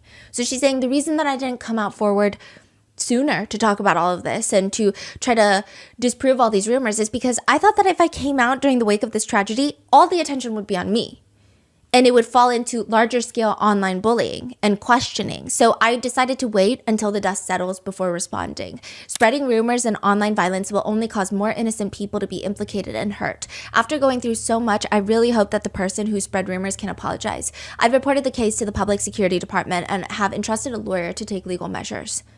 In short, she denies all allegations. She says that she's still in Beijing. She has nothing to do with Yu Menglung's passing. In fact, if you utter so much as a word about it, she's probably going to sue you. That's her threat, at least. I will say September 28th, a new drama, The Moment I Met You, starring Song Yiren, went up and immediately gets taken down 48 hours later. People are boycotting this drama to hell and back. What's crazy is she's just gone back to posting normal photo dumps of her daily life. Really? Acting like none of this is happening. People are commenting, no more live photos? Oh, so you're just going to pretend nothing happened? And they also bring up Dylan Wang in a lot of her comments. So I was like, oh my gosh, what is happening with Dylan Wang? If you guys don't know, Dylan Wang is another very beloved actor in China, and he's huge. He also did a lot of fantasy shows too. Dylan Wang and Song Yiren were on a reality TV show together previously. And this clip is so weird. He is sharing the story about how he was invited to a gathering at Song Yiren's house previously, before all of this. And everybody is like, oh my gosh, like what's going on? Like tell us about, and he's like, yeah, I mean, it was like this weird, she was having a party And the whole time, Song Yiren is sitting next to him and she starts looking very uncomfortable. It's like she starts fidgeting, she starts taking sips of her tea, she starts looking side to side and kind of smiling sheepishly. And he's not exposing her for anything. He's just like, there was this one incident where she was saying, you guys are tired. Everyone come over, and I prepared these foot baths for everyone. Okay, just to clarify, Dylan Wang and Song Yiren is on a reality show. Yes. They're sitting there sharing a story with a group of other celebrities. Yes. And this story is making Song Yiren looking a little uncomfortable because it's not a good, positive story about her. Yeah. And so he's like, I thought it was so sweet of her because we had been working all day, and she's like, I just want to do something nice for everyone. Like, I just want to get a foot bath for you, right? So he goes over to the party and everyone's like, there's a foot bath. And he's like, oh, this is so sweet. Everyone's like, put your feet in the bath. Put your feet in the foot bath. Put your feet in the foot bath. He's like, oh. Is this a common thing or no for Americans or no? A foot bath? Oh, maybe, perhaps not. It's like a soaking tub with Yeah. hot water. It's like, maybe it's a more... I don't it's know. it's a very common thing we do growing up. Like after a long day, steaming hot pot of hot water, you dip your feet in there. It's like relaxes your whole body. It's like, it also in Korea, they say it releases toxins. I guess it would be like taking a regular bath, but Yes. obviously just your feet. You just roll up your pants, right? Yes. And so it's like a very relaxing, Yeah. calming, treatment. I do want to say there's no like sexual connotations or anything weird about a foot bath. It's just a foot bath. Yeah, And it's like you go to a manicure or a pedicure. And so he's like, okay, everyone is very excited about me putting my feet in the foot bath, right? And there's a lot of people there. So he's like, okay, he rolls up his pants and puts his feet in the foot bath, and everyone starts laughing and cheering wildly, as if like this is the most revolutionary thing that has ever taken place. And yes, Dylan Wang is a revolutionary person, but like him putting his feet in a foot bath it wouldn't warrant such a response. So he's looking around really uncomfortably and confused. And turns out it was a very mean prank. Every single person had dipped their stinky feet into that foot bath before Dylan Wang. And this was, I guess, some sort of, I don't even know what kind of joke this was. Yeah. And It seems like it was Song Yiren's idea, or this is her way of, I don't know what it was. I think that it's just not nice. And so she looks uncomfortable because her entire celebrity persona is being this nice, sweet girl. And now people are saying Dylan Wang has warned us from the beginning. He probably didn't know anything dark, but he probably knew that she was not exactly who she presents, of this nice girl next door. And he shared that story as like, this is weird. Like, I felt uncomfortable by that and I didn't like that, which is understandable. And people have been commenting his name in the comments. They've been bringing up this clip, and she's still acting like nothing has happened, going about posting her normal life. And to do that, you really have to know the right people, which again comes up. The internet thinks that her parents are heavily politically connected. And on top of that, she has a very close friend of hers. This is the person that got her into the Beijing Film Academy. Director Cheng. The rare hair director, right? Yes, from the WeChat text messages. See, they all run in the same circle, these people. That's why. And they're all such close friends. They were friends since she was 13. He was like 30-something. What can you be friends about? So he gets her into the Beijing Film Academy. They're very close friends since then. And that places both him and her and Shin-chi all at the scene of the crime, allegedly. But there's another one. There is a famous singer by the name of Fan Shiqi. Fan Shiqi, yeah. Fan Shiqi. We're going to call him Singer Fan. Singer Fan has the world's strangest picture that I've ever seen in my life. Do you know that they actually were from the same? Yes, they're Okay. from the same. Oh, So they were in the, I think it's Superboy, the Yes. same show that is what got them famous. and it seems like they've had somewhat of a friendship since the very Yeah. beginning. Like, everyone assumed that they were close friends. There didn't seem to be any sort of bad blood or any sort of tension on that show. It seemed like they got along well. And it periodically throughout their career, I think they've had run-ins, and nobody had any suspicion of anything bizarre happening. But there is this very strange picture of Singer Fan. It's a selfie of him in the car with sunglasses on. I don't think it's particularly an attractive picture, but the caption reads, "Ever since I was little, I swore that I would kill anyone who's more handsome than me. Until today, my sword still hasn't been used. Hashtag fun shichi. Hashtag early days. Hashtag just handsome." So this is the type of guy that he is, okay? But then recently, what placed him at that dinner party was this leaked video. There's lots of voices in the leaked video, and people are saying this is the torture before Yu Menglong's death.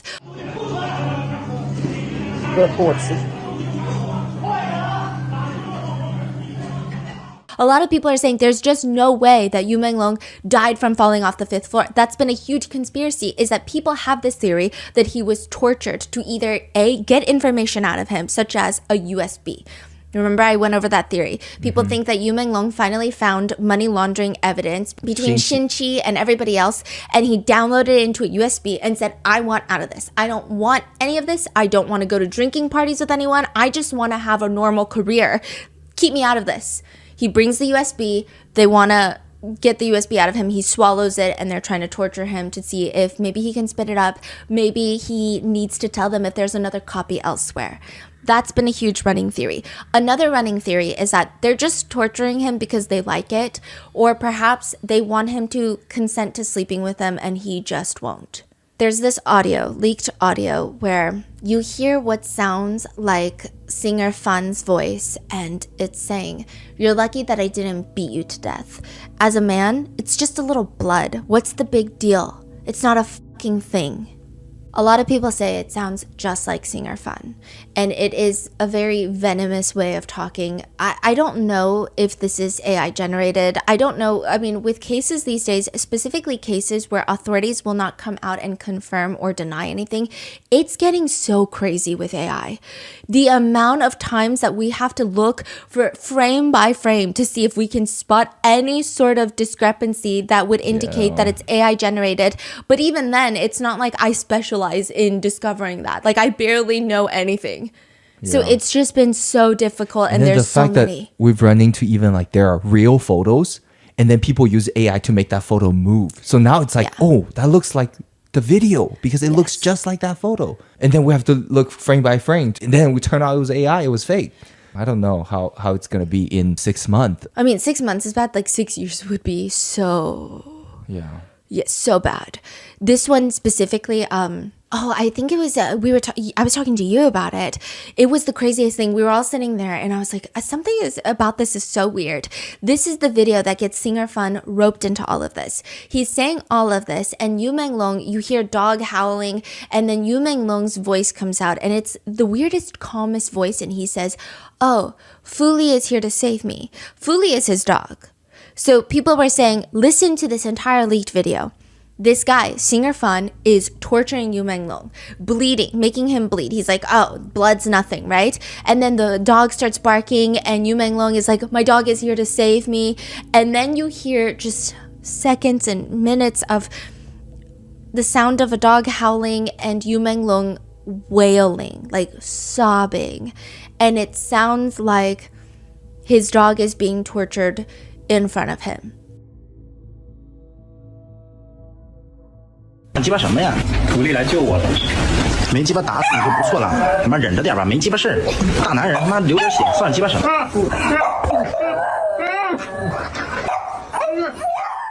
But then it gets confusing, because that whole part where he says, Fuli is here to save me, his dog's name Fuli, 福利来救我了， that's from his live stream. 福利来救我了，噔噔，福利来救我了。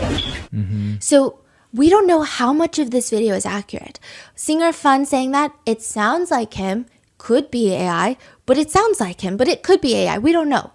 And then this part seems like it was edited in, because it sounds just like him saying it in his live stream where he's cooking and then he sees his dog and he's like, oh, Fuli is here to save me. And it's just calm. It doesn't match the tone of the rest of the video. But then when you have the dog howling and Yu Menglong crying, it sounds like him. Yeah. It sounds like him crying. So it's like, what is it possible that 80% of this video is true and the 20% is edited? Is it possible that 90% is true? Is it possible that only 50% is true? And if any part of it is true, that's already very alarming. And then there has been this conspiracy that's been running around, which I've been talking to you about like people saying, oh, well, it's been debunked. Well, has it really been debunked? Who said it's debunked? Another big problem with this case is there are speculations that the people in power, perhaps even the government, they take a very real audio clip and they intentionally fake it.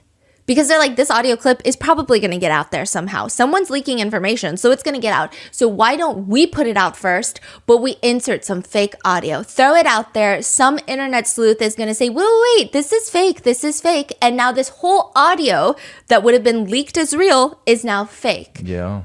Because we edited in this random little word in there. Yeah. that So- you can hear from his other live stream. Yeah, that's a very easy way for them to invalidate anything that's even real, right? And it's a very smart way of doing it. Yeah. Because now it makes everybody question. And I see people fighting in the comments. So it's been a whole thing of like, how much of it can we trust even if it is debunked? And like, what part of it is debunked? It doesn't mean the whole video is debunked. We don't know. But it does connect to another leaked video. So in the video, people believe that singer Fan was torturing Yu Menglong and later tortured the dog in front of Yu Menglong, ultimately killing the dog in front of Yu Menglong. And the reason that people believe that part of the audio is real is because there's another video, a recording outside of Yu Menglong's residential window.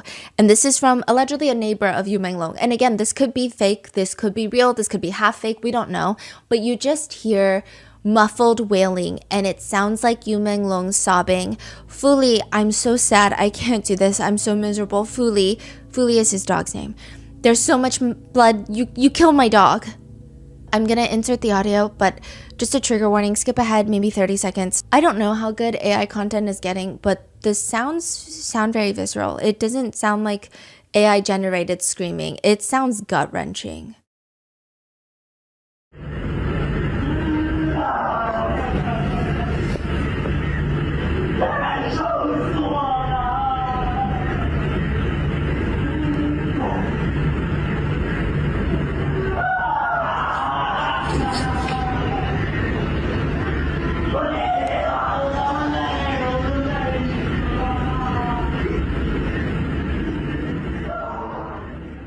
But this makes people believe that singer Fan is there and that they killed Yu Menglong's dog to get him to comply. People are now asking singer Fan in his comments, "What is 12 years of friendship to you? Your shameless betrayal and lies have been exposed." But what's crazier is that 4 days after Yu Menglong's passing, singer Fan posts on Weibo, "I'm very happy. Are you guys happy? If you're happy, are you ready to meet me in Chengdu?" Which was for his next concert that sold exactly 15 tickets. The comments all read, "His friend is dead. What is this motherfucker happy about?" Ultimately, only 15 tickets were sold for that concert. They had to cancel the entire thing. His studio tried to make it seem like he had to cancel it because he's sick, but all the netizen comments read, "Oh, you're not feeling well? I hope you don't make it. Hope the disease defeats you ASAP. You must not get through this. Fighting." People think it's weird that he has not made any sort of big statement disproving any of this. And the one thing that people think could debunk that singer Fan is there, the dogs. If this audio is not real, then the dogs are fine. Where are Yu Menglong's beloved dogs? Like, he loves these dogs. An employee of the agency that Yu Menglong was signed with, the one that everybody hates right now, she's like, "I work at the agency, but I've been a good friend of Yu Menglong's forever." She says, "In fact, there was a time where I was really sad and I had some bad Yes. thoughts, and he was the one that stopped me. He was the one texting me. And so I don't believe that he would ever self-exit. So it must have been a drunken accident." Basically, that's her whole stance on all This of was this. like the message that we're seeing when this first happened. She's the first one to come out and say, "This could not be self-exit because Yu Menglong saved me Yes. when I had the thought." But she's so convinced that it is a drunk accident, which people are saying that doesn't make sense, because if you work at the agency and you are a so-called close friend of Yu Menglong's, you would know that he would not drink that much right before a CCTV giant performance that he has the next day on a government-run television program. So you would know that. People don't like her because the dots are not connecting. But some people are open to it. They say, "Well, if you're such a close friend, can you tell us that Yu Menglong's dogs are fine? Because then maybe we don't need to cancel singer Fan, and maybe we are cyberbullying him. Maybe he's innocent. Just let us know where the dogs are. Are they okay?" And she comes out to say, "The dogs are fine, okay? They're being taken care of by a close friend of Yu Menglong." What's very interesting right off the bat is that her posts are not being censored. Anyone asking about the dog, their posts are getting buried, it's getting deleted, Wow. it's getting wishy-washy on different platforms. Sometimes it goes down quicker than others, but she's doing full-on posts about Yu Menglong's dogs and being like, "Don't worry guys, Yu Menglong is gone, but his dogs are here and they're fine and they're with his friend." The posts are up. So people started asking, okay, well, if the dogs are fine, can you just ask that friend for a photo of the dogs? We just want a photo of the dogs to make sure that they're okay. A photo, a video just disproved a lot of things. Yeah, just give so us easy. time and date and a photo of the dogs, and we're good. And she starts commenting back, you guys are so weird. You don't think that you're so weird and ridiculous? When Yu Minglong was alive, you didn't even care about him, but now that he's gone, everyone cares about his dogs? What do you mean? That's such a bizarre response. Just give us a picture of his dogs. It's very evasive, to say the least. This lady is also allegedly very close with Kimmy before he passed away, suspiciously, and she just keeps repeating that all of this was a drunk accident and you guys are weird for wanting pictures of the dogs, for wanting proof of life of the dogs. She's a screenwriter for the agency, but others have been coming out to say, I don't think so. I think she's politically well connected. I think she is actually running a lot of the show behind the scenes, because the way that she's coming out to make these bold statements and claims, you're not just a screenwriter from the agency. Even the chairman of the agency stepped down because of all this happening. And this screenwriter gets to go online and say all sorts of things, and she hasn't been fired. They're just letting her do this. Are you the one running things? And to that, I mean, you could just play it off as a very goofy rumor. Like, if you are genuinely just like an employee at a company and people accuse you of being Jeff Bezos, it's just like this is so goofy. This is ridiculous. Like, I'm not even going to pay attention to it because of how unrooted in reality it is. That would be a typical response. But instead, she starts commenting like, someone who's saying stuff like that probably has never been inside of an office before. No common sense at all. It's very defensive. Yeah. Which makes people think, is it true then? It doesn't make sense. She's also very unhinged, I will just say. She goes on to post a certificate of a star that she had purchased. And she says, Prince has his own planet now. And it's just a picture of a star certificate. Yeah, like you know how you can purchase like a star, Yeah. in the space. And it's for Yu Minglong. And there is a giant star emoji on there covering something, which is already strange. And on the certificate, it reads, Dear Yu Minglong, you are everything when you are with me, and everything is you when you are not. Does that sound like just a thing that you do when you work together? Like you are just colleagues? You're a screenwriter for an agency. He's talent for the agency. Sure, you guys can have a friendship, but to put that on the star is very odd. People looked up the coordinates, and the star is, you know how she put that giant emoji covering it? People look up the coordinates, and that star is not just called the Yu Minglong star. It's Yu Minglong and her name together on the star. Then at the very end, there is another word. It's an Arabic word. I'm gonna butcher it. Like she literally named the star. It's almost like Stephanie plus Panda. Yeah. This is so chilling. Yeah. And she puts this Arabic word. Apparently it means like you bury me.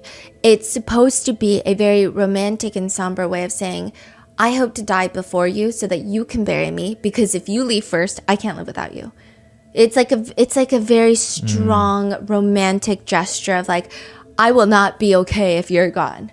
So you must be the one to bury me.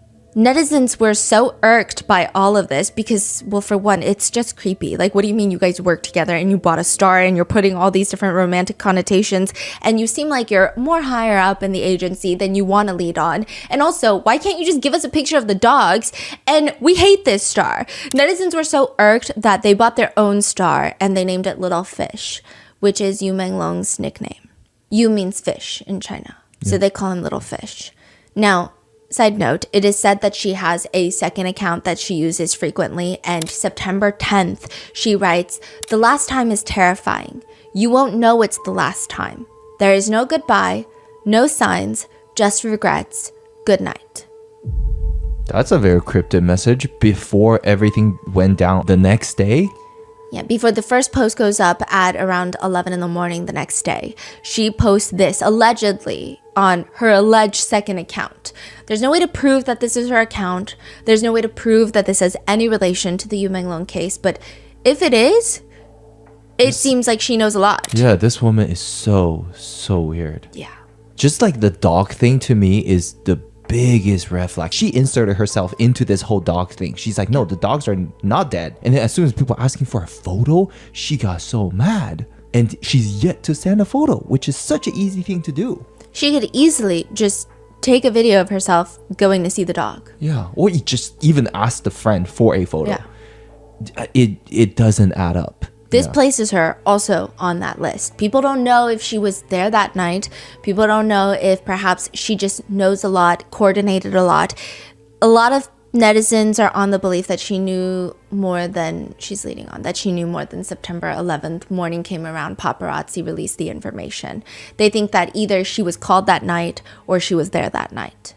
Then we have the red-haired director. We're coming back to him. So the reason that he's placed at the scene is because he's always harassing young men. It seems like he was very into Yu Menglong. And another thing is, there is a picture of him at a fashion show the next day after Yu Menglong's passing, and these are paparazzi photos, and there appears to be what looks like blood on his shoes. Like if you were to step in blood and it would dry on your shoes. It's not like splattered where he would even notice. It's not so obvious where it's like, oh, no, that seems like a design choice, or that seems like this. It just seems like on the very edge, near the sole of his shoe, coming up the ridges a little bit of his sneakers, it looks like he stepped in something dark and red. It is weird. I mean, I don't remember last time I got red on my shoes. It's a very specific color. Yeah, that is weird. Yeah. It's not like brown and dirt. It's Yeah. red. And he's best friends with Song Yu-ren, who has also been placed at the scene. So everyone, and remember September 10th, that night, he posts delicious, like yummy on Weibo. So again, that puts him at that scene. And then there's a new photo that starts circulating. In neighborhood forums and later on social media platforms, one of the biggest questions was, who the hell are these two guys holding hands at the scene of the crime? Which, by the way, it's not really a scene of the crime because the investigation has closed it as a drunk accident, but most people think it's the scene of the crime. They're like, who are these two dudes? Can you explain the photo again? Yes. Like the situation, what are we talking about? Of course. So this is, a lot of neighbors had gone to that building to try and see what's going on, investigate, and all the police are trying to tape it off. They're not even letting security in. It's very controlled. But outside the building, you see building 18, and at the very bottom, right before the door opens, before you get into the building, there's a bunch of police officers scattered about, and you see this man in white, and he has his back turned toward the camera, so you can't really see his face, and he's sitting on what looks like the ledge. It's a little sidewalk ledge. And then a man in black is standing next to him, and you only see his side profile. And he's there, he's like holding his hand. They look like they're caressing, comforting each other. But it's not this deep sense of profound comfort of, we are in immense grief, let's cry together. It's almost like those jokes of the young couple at Disneyland lines. Like you always see that weird high school couple that's like all up on each other, and you're like, whoa, this is Disneyland. What's going on? Like, please, let's be appropriate. Like it feels like that. It's like they're just like holding each other's hands. It's not that inappropriate, but it's like, it's weird. It's like a calmer, comforting. The feeling I got was like I thought maybe one of them is the one that put their shirt on Yu Menlong, like they're the friends of Yu Menlong, and they're just looking at the situation, comforting each other by holding their hands. Like, Yeah. what the fuck? But it doesn't feel like a deep, profound, Yeah. like I'm in grief, because Exactly. no one's slumped over. No, I feel like if you're really that sad of a friend passing and seeing that friend pass, Yeah. I feel like you'd be slumped over and someone would be like patting your back. Yeah. I don't think it'd be like, here's my hand, hold my hand while you're standing next to me. Yeah. So people thought it was really weird, but they're like, who the hell are these two guys holding hands? Because they must have been at the dinner party. The guy in white, obviously, you can't see him because his back is turned to the camera. But the man in black, you can see his side profile. And people are saying it looks just like director Chang. Now, a little bit of context. The man in black has black hair. Director Chang has bright, flaming red hair. And he comes out to say, you guys, I have had this flaming red hair for years. I've never had black hair. I didn't have black hair September 10th, September 11th, and I don't have black hair now. People are saying, okay, well, we didn't see you September 10th and September 11th, so we don't know if maybe you just dyed your hair back. But I will say the day after, when he did go to the fashion show, he did have red hair. So he's saying, that's not me. But people still believe he was there that night because of the delicious comment that he made on Weibo, that random post. He's friends with Song Yu-ren. He's known to be very creepy, and a lot of people believe that he was trying to sleep with Yu Menglong. And allegedly, I don't know if it's true or not, I read that when Kimi passed away, he also posted delicious on Weibo. Not only that, he was obsessed with Kimi as well. People are Really? saying that his obsession moved on from Kimi after his passing to Yu Menglong. He was obsessed with Kimi, still posts about Kimi on his anniversary of his passing, posts all sorts of nonsense. And this has actually been a huge point of contention. After Yu Menglong's passing, he posts about Kimi. And people are like, why is he posting about Kimi? Because it's making him look more suspicious. So not only do we think that you are connected to Yu Menglong's passing, we also think you're reminding us that we think that you're connected to Kimi's passing. Yeah. Why would you do that? Yeah, because the whole world thinks you did this to Yu Manlong. And you brought up another singer that passed under very... Suspicious Yeah. circumstances. That's a really weird action when people are thinking, yeah. People are thinking that's his way of telling people, the very powerful people, you know you need to protect me. Because he's getting a lot of the heat. Him and Song Yuan and the singer Fan are getting a lot of heat right now. Because there's just a lot more to dig through. A lot of the other people, yes, they're powerful, they're well connected allegedly, but Oh my God, there's that not makes a lot so of much sense There's now. not a lot of conversation about them because you don't really know Yes. that much about them. You don't have them doing interviews, you don't have them doing outrageous things on camera, you don't have social media posts. So the to message study. is not for the public, it's for those people Yeah. who's involved, allegedly. Wow. It's the allegation is like, hey, you remember what I know? Let's not forget what I know. What exactly is he posting? Do He's you posting know? about, like, I've talked to Kimi's parents, posted this video because he should have turned 37 this year, but he's gone. And I'm just posting he will forever be youthful, which again, people think is weird because he does have an obsession with young boys, men, right? It was just like very vague and weird stuff to the point where people are like, okay, we think he's posting this to remind these powerful people since he is one of the few getting dragged through the mud. Don't forget that I know a lot of stuff too. But if he's not the guy in the black shirt, because people are saying, we think that he was there, but we don't think he's the guy in the black shirt. I mean, like the side profile is alarmingly similar, but you're right. He does have black hair and director Chang always has red hair. Who are these two guys holding hands at the scene of the crime? That's where Ji Guangguang comes in. Ji Guangguang is the owner of the apartment building in which Yu Menglong passes away from. He's a writer, screenwriter. His biggest work was, I think it's a show called Come On, You Are the Best. He's also written some books. According to an online detective, he is the homeowner and he was the host of the dinner party. And he's not necessarily the most successful, but that just means he's well connected. He's politically powerful. He loves Rolex watches. He loves spending a lot of money, but he doesn't really have the success to back it up. So, like, he must be one of the politically well-connected people as well in there. It just doesn't make sense. So those two watches were allegedly his Yes. in Yu Menglong's pocket. Yes, if it is true that there were Rolex watches, people think that it was his. He seems to be a huge fan of the brand Rolex. That is so weird. Shi Tao is Ji Guangguang's husband. So they think that Ji Guangguang is the man in white and Shi Tao, his husband, is the man in black comforting him. So they're at the scene. But we don't really know that much about him. We just have this rumor that Ji Guangguang's father was the former premier of the state council. So it seems like there has already been allegations at the forefront since a long time ago that he is very politically well connected. But being politically well connected is not necessarily a bad thing until now. So they get placed at that dinner party. And Ji Guangguang doesn't really make any statements that are convincing. He just goes off to immediately turn off his comment section. And people think that is very suspicious. There's also another photo of him where it's a very blurry photo of him inside of his apartment unit.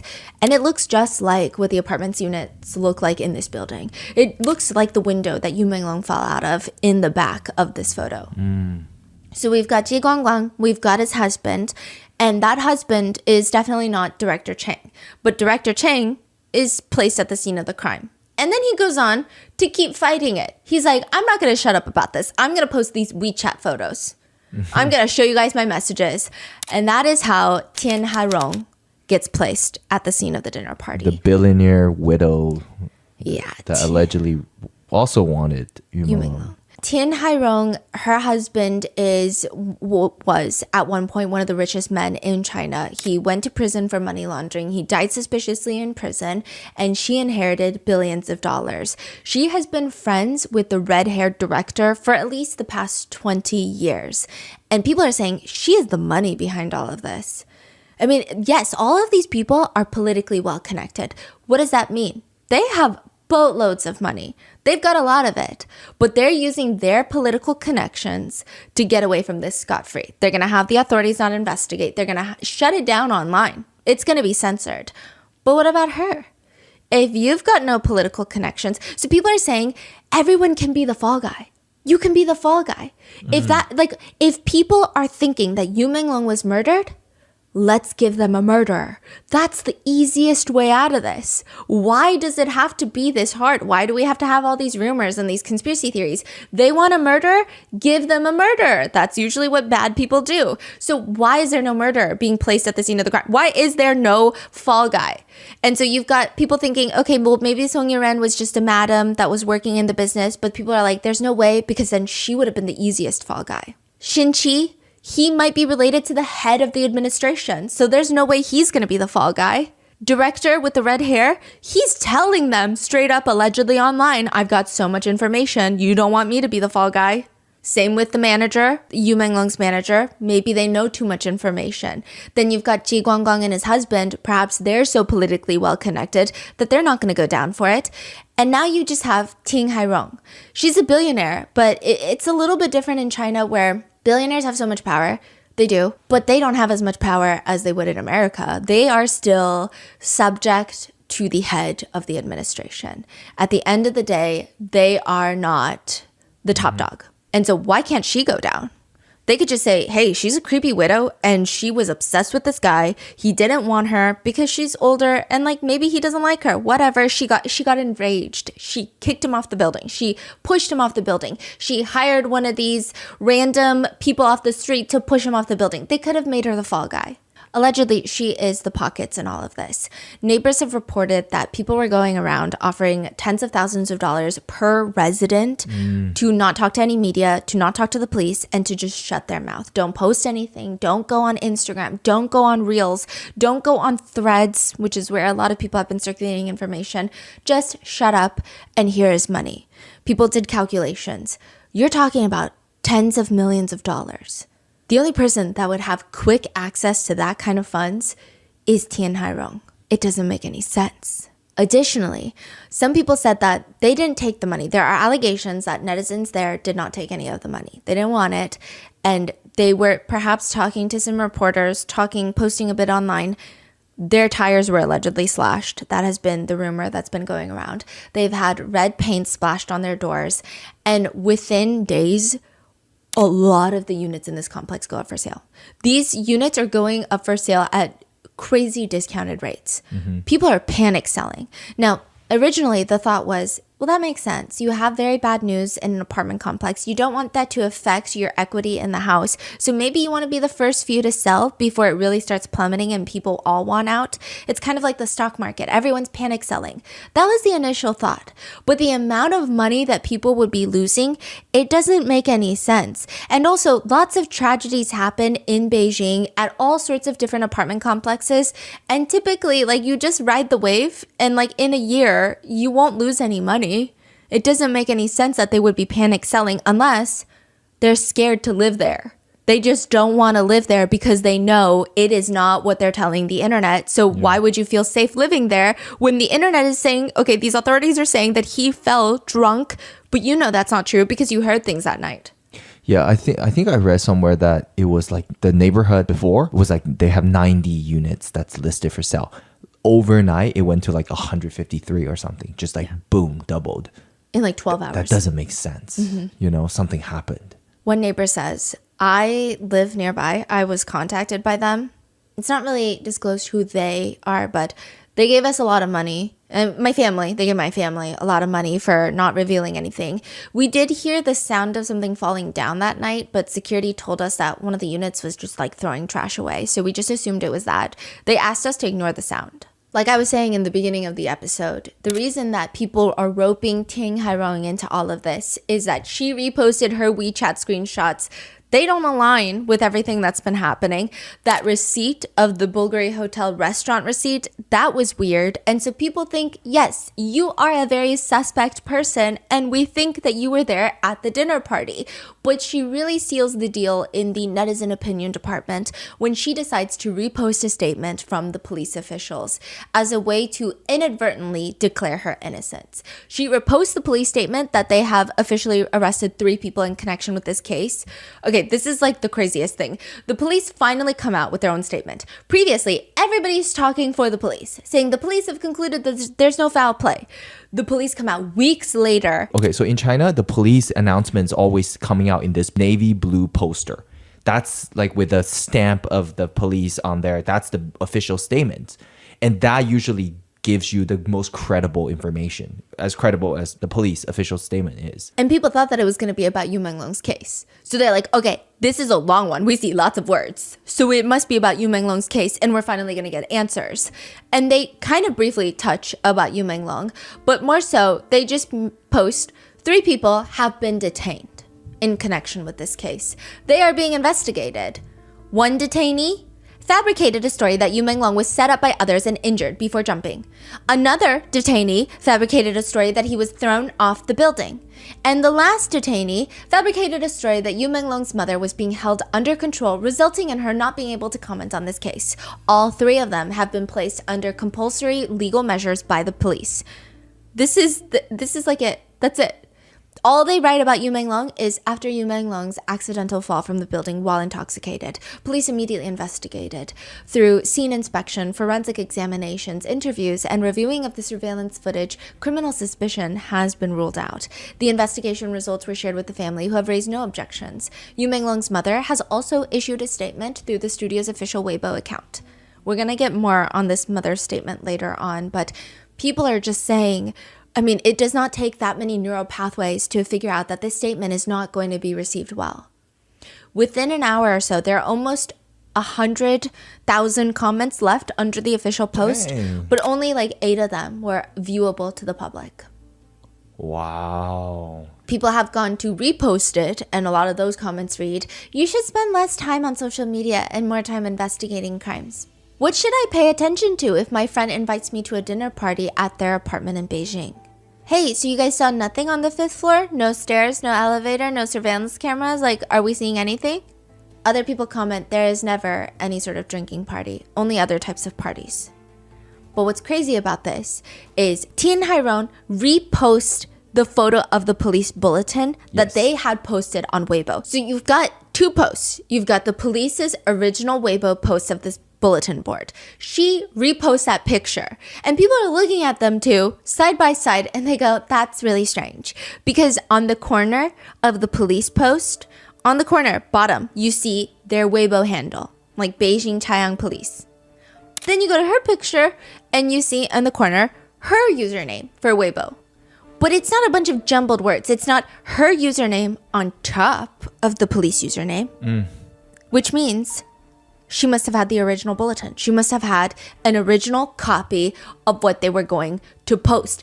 This is crazy because the police don't just give that out to people. Police don't really go out of their way to give their statements and official postings to people for fun. FOIAs, FOIA requests are not really a thing in China, so how could she get that if she doesn't have some sort of power over the police or some sort of connection with the police officers? Especially when you consider a reporter called the police just before this official statement was posted asking for an update on the case. Just a status update. The police straight up tell them, look, if you're not directly related to Yu Menglong or Yu Menglong's family, I cannot disclose anything about this case. Just wait for the official announcement like everybody else. So why doesn't Ting Hairong just wait for the official announcement like everybody else and just repost it with their handle on this side just like everybody else? It Crazy. doesn't make any sense. Especially when you consider that doesn't get censored, but all these different bloggers who are reposting leaked information or even journalists sharing what their sources have told them, their accounts are getting restricted or banned on social media. Fishermen on Weibo, Little Red Book, Douyin, they've all been banned. A lot of them have been deleted. Fishermen are coming out and saying, I'm trying to make a living selling fish. I go out into the deep ocean, deep sea fishing. I come back, I make little doings, I make little TikToks to bring people to my dried fish store on TikTok shop. And I have been banned. I've been suspended. Because Yu means fish, and so people trying to get around the censorship, instead of saying Yu Menglong, they've been calling him little fish. And they have just started banning people that have little fish or fish too often in their freaking live stream or their videos. They just start banning all of them. Even people who are, they're not even fishing. People who are selling fishing hooks, fishing lines, fishing equipment, fishing boat tour companies, all of them are getting suspended and they're getting very frustrated. And then that inadvertently would trigger a deletion of accounts that would use other words. So once all the fish accounts are getting banned, people are coming forward and fishermen are very upset and they're losing their livelihood. A lot of people have started calling him something else. They're like, okay, let's try to find a different word that we could use and one that wouldn't affect too many people. One of the easiest ones was Yu Menglong's fan base originally called themselves lemons. And people are like, okay, well, lemons, there's not really lemon sellers. Like you just go to the market and you buy a lemon. You're not going to have someone that's like, let me show you how I pick my lemons and I'm going to sell you my lemons online. I mean, I'm sure there's some lemon related businesses, but it's not going to be as vast as the fishermen. Lemon gets banned. Selling umbrellas gets banned because that is... Yu is rain, also means rain. Yeah. Where censorship is maybe not as obvious of a problem, but censorship exists everywhere. Like even in the US, like there's no such thing as, I don't think there's any country that does not have censorship to any varying degree, but they say that when censorship gets really bad, it's a serpent eating its own tail. Because something is getting censored, naturally it causes everyone to wonder, why the hell is this getting censored? Which then leads to a bigger conversation of the intent of the censorship, the conspiracy theories, the dark, different allegations and suspicious points, which again, could not be true, could be absolutely true. We don't know, but this cycle starts and the conspiracies get darker and bigger. And then that conspiracy getting censored almost adds credibility to the conspiracy, and it's a serpent eating its own tail. And it's like this vicious cycle of just, we don't know what's true, and everyone just gets hurt in the process. And it's not even like the government really benefits either. And it instills a lot of fear in citizens. I think the reason that people are very upset about this case is, I think there are lots of people who just love Yu Menglong, and I think there's a lot of people who just don't like injustice. But there's also this extreme fear in citizens of, if even this celebrity Yu Menglong's death can be covered up, so to speak, what about literally every other citizen who does not have 25, 26 million followers who care about their well-being? Who cares about them? One comment reads, if it truly were just an accident, why such heavy-handed censorship? I just don't get it. And on that note, I'm going to go through some of the rapid-fire conspiracies that do get a little bit more off the beaten path. Like, these are conspiracies that I probably don't see as frequently connected to any other case. I think that there were times where I would get into going down the rabbit hole for these theories, and then I would have to pull myself out, and it felt very disorienting because while it does seem very detached from reality, I don't even know what to believe anymore. It's just gotten that weird. Some accounts have taken it a little unhinged. There are theories that because Yu Menglong's birthday coincides with the head of state, that he was used as a sacrifice. People have pulled a clip of the head of the administration in China stating that he believes that soon people will live to be 150 years old. And that has drawn a crowd of people to believe that there are ritual sacrifices being performed for the rich and powerful. And I know it sounds crazy, but we have the same exact conspiracy theories in the United States with child sacrifices so that the wealthy could get wealthier and that they can have more success and all of these. I think it's just embedded in a lot of humans because I guess that's just what we expect from power. And they say that you can deceive the king of hell and extend your lifespan if you find someone whose horoscope matches you and you guys have the same birthday. The king of hell gets a little bit confused. So they're like, oh, I guess you're already dead. I'm not going to look for you on earth to bring you back down here. That person, they say, is known as the living mummy, living until it's time for them to be sacrificed. They say that he was killed on September 10th because it coincides with the end of the blood moon. So they think that this was a sacrifice for the head of the administration. Again, it sounds like a very crazy theory. I think we've had similar theories happen in the United States. There's no way for me to even give you any sort of concrete evidence for this type of theory. I don't know. Then there is the 798 Cube Art Museum that comes into question a lot. About 2 weeks after Yu Menglong's passing, it was recorded that someone had logged onto his Weibo account and the amount of posts that he had on his Weibo went down. So 2 weeks after he passes away, someone just deletes one thread of photos? That's weird. Which ones? And so people start going cross-referencing, they start looking, and they find it's 3 photos that are connected to Yu Menglong visiting what appears to be a museum. It looks like it actually kind of looks like he's in a rug store. If you look at these 3 photos, it's him kind of laying down or posing in front of, it looks like red rugs that are hung about, and there's rugs stacked on top of each other. It looks very artsy. At one point, you see some sort of silver chains on the side. It looks kind of industrial. Maybe it looks like a rug making factory. But interestingly enough, these are the photos that disappears. What's in these photos that's even weird? They try to trace the timeline of when those photos were posted, and it coincides with when Yu Menglong had gone and visited this museum called the 798 Museum. So now netizens want to know, what the hell is the 798 Museum in Beijing? What's going on in that museum, and why would someone want to delete pictures that he took inside that museum? They're not even controversial pictures. They're modeling shots. They're celebrity selfies. It doesn't make any sense. People find one review because it was very hard to find what's going on inside that museum. People are saying, oh, we think this is what was happening in that museum, but it was definitively, some people were saying, no, I think that's a different museum. There was lots of back and forth of I don't think that's a museum. I think that's a fake picture. I think that's AI generated. September 6th, somebody does review an exhibition from the website of the art museum. See, that's another thing. People are trying to track down which exhibit he went to and why they would delete it, because art museums have different exhibits. Yeah, it changes all the time. Yes. So if they don't find the exact one that he had went to, then it might not mean anything. So they're trying to find the meaning of this exhibit. What is this exhibit? So they find one from September 6th, which was still the exhibit that was in operation when he had gone.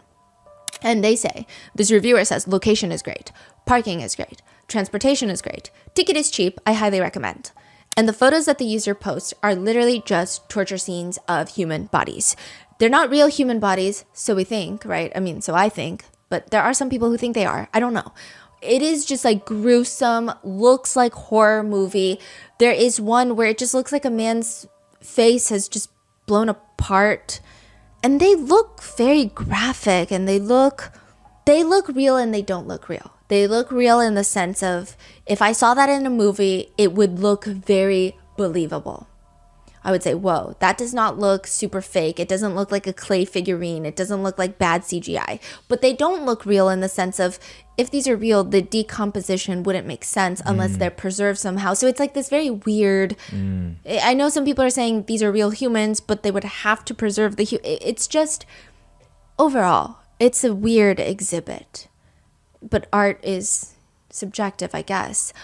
But more than that, the organizer for this very gory, very bloody exhibit is Ji Guangguang's husband.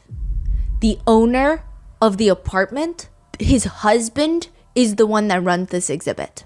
The guy in the black shirt. Holding Ji Guangguang's hand. People wanted to make sure. Are we sure, though, that this is the exhibit that he went to? They cross-reference photos from this user, and they cross-reference the photos that were deleted on Weibo. And it's pretty clear that that is the exhibit that he visited. Yu Menglong did not post any of the gory exhibit, but he posted next to it, where there are rugs being hung about. There's these chains that are being hung about. He posted there. And so why would they delete that? And why does it seem like there's not that much information about this specific exhibit online for people to see? Because isn't that the whole point of having an art museum? You want everyone to know about this exhibit. You want to do press tours. You want to do press releases, articles. You want curators to come into your exhibit and write about it. And there's just nothing. That doesn't make sense. Guess who also is pictured frequently visiting this museum? The red hair. Yes, red-haired director. Now, allegedly on the museum's website, this is an allegation. This could be photoshopped. I can't tell you, but it was alleged that before this was taken down, it was announced that Yu Menglong was supposed to have an exhibit at this museum, like a collaborative exhibit from September 6th to September 12th.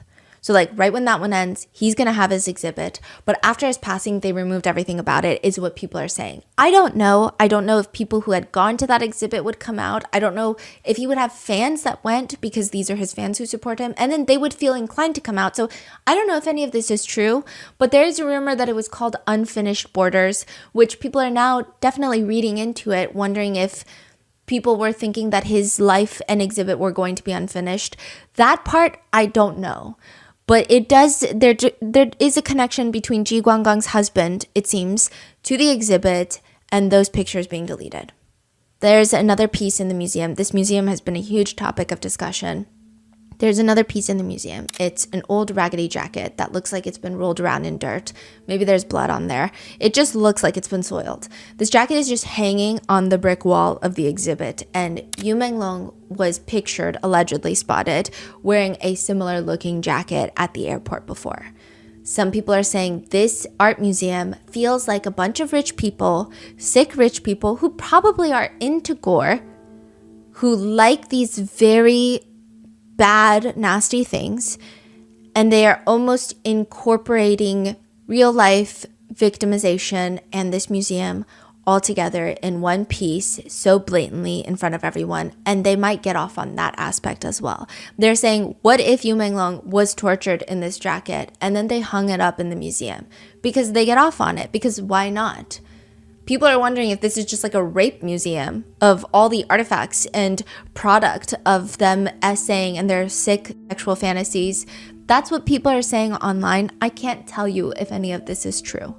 I will say the jacket does look similar, but that jacket could be just like a Uniqlo jacket, a Target jacket, like a jacket that everybody wears. I don't know. Like hanging a jacket is like, what kind of art is that even? Yeah.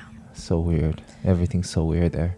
Then come there's even more about the museum, by the way. There's like this conveyor belt that people have been posting online. And again, I haven't physically been there, and like I'm just getting so cautious about AI generated content. So I can't tell you definitively if this is even a picture of the museum, but they say, you know how you go to a dry cleaner and they have that conveyor belt where they hang the shirts and they push the button and it just rolls. It seems like instead of shirts hanging, it's like skin suits hanging. It looks like someone just skinned someone's torso and then hung them on this conveyor belt, and it just keeps moving around and around. And the skin looks very realistic. A lot of medical professionals allegedly have been posting online like, hey, so I work in the medical field. I'm in a research lab, and I'm just going to tell you, it's a very good artist or it's something else. So that's what a lot of people have been saying. But overall, they're saying this museum is creepy. Another one is there was this one exhibit, a picture going around of an alleged exhibit, where there are just so many shoes. It's not a pair of shoes. Just imagine if you were to just buy one shoe of every pair and fill an entire massive grand ballroom with it. And then each shoe is tied to a red string and they all go up into the ceiling at one focal point. And it's like this mammoth sized red string shoe. It's very eerie because of how much string there is. You can't even see through the string. And then also it's eerie because you're human and you're like, why is there only one shoe? Why isn't it a pair of shoes? Whose shoes are these? Where did you get these shoes? The shoes look lived in. They look like people wore these shoes for a very long time. So whose shoes are these? People are pointing to one specific shoe, which they believe, they are alleging, this is a conspiracy theory, that is Kimi's shoe. They said that he wore shoes like this very often, and they think that is his. And like we said, the red-haired director was always seen at this museum, and he was seemingly obsessed with Kimi. Additionally, a lot of people think that Kimi's alleged photo from his funeral many years ago, they think that he was mutilated and tortured to death. That is a conspiracy theory online. They think that it does not appear like his body is intact. His family did come out years ago to say, that's not true. Our son was very depressed. I don't know why people don't want to accept that he was depressed and he self-exited.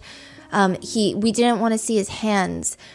That's why it looks like he has no arms, because we asked them to put his hands into the flowers in the casket because they were just bloated and engorged, and we didn't like the way that they looked, and it was bothering us, and that's why it looks like that. People don't believe that to this day. They think that his casket photos are unnerving. They say that it doesn't look like he really even has a torso. It looks like he's almost been stuffed with like a cardboard cutout of something to make it seem like his shirt is in place. But again, these are conspiracy theories.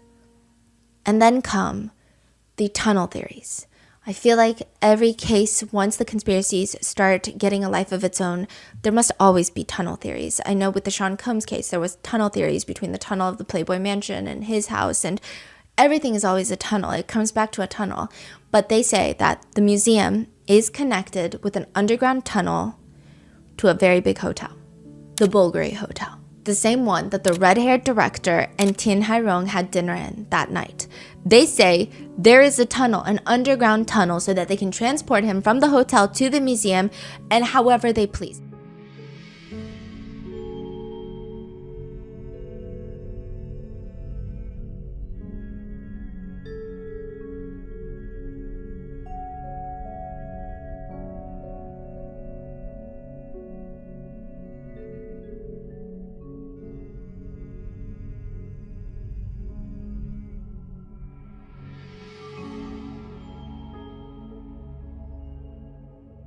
I will say when you look at the map, they do seem like in some sort of perpendicular parallel line. But again, cities are built on perpendicular parallel lines, so it's not necessarily the most alarming thing, but I don't know.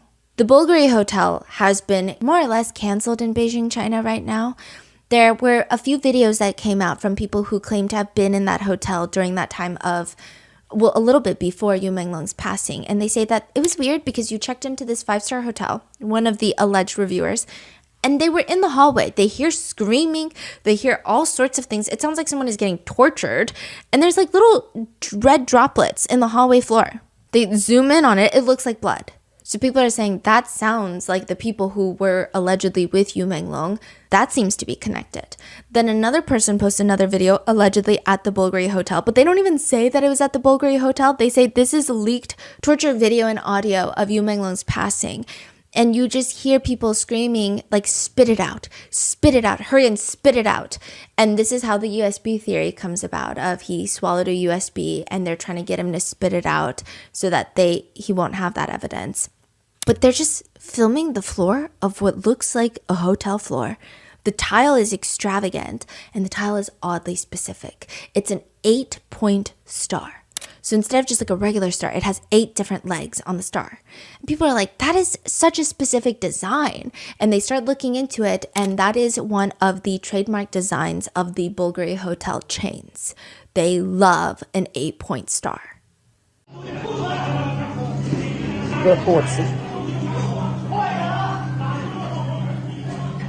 And that is how the Bulgari Hotel, the museum, they all become points of captivity in this theory of what happened to Yu Menglong, as well as the residential building.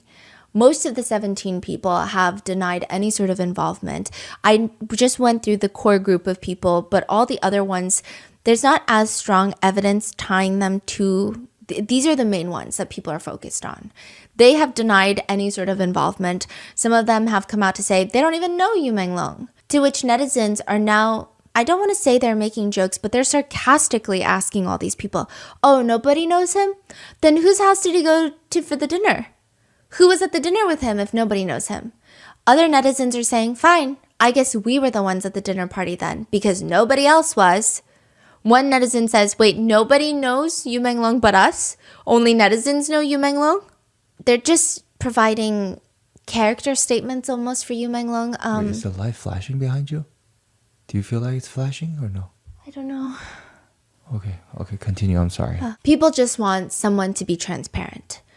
And someone maybe is. September 12th, the day after Yu Menglong's passing, someone claiming to be Yu Menglong's cousin comes out on Little Red Note to release a statement that very quickly gets banned, but it reads, I'm Long Long's cousin. Long Long is Yu Menglong's nickname. Right now, Auntie, Long Long's mom, and several other relatives are in Beijing, keeping watch over Long Long's body and waiting for the police's final investigation results. The autopsy results haven't come out yet. Auntie and the other family members landed in Beijing late in the night of the 11th, and the family is mainly focused on taking care of Auntie, so please don't worry.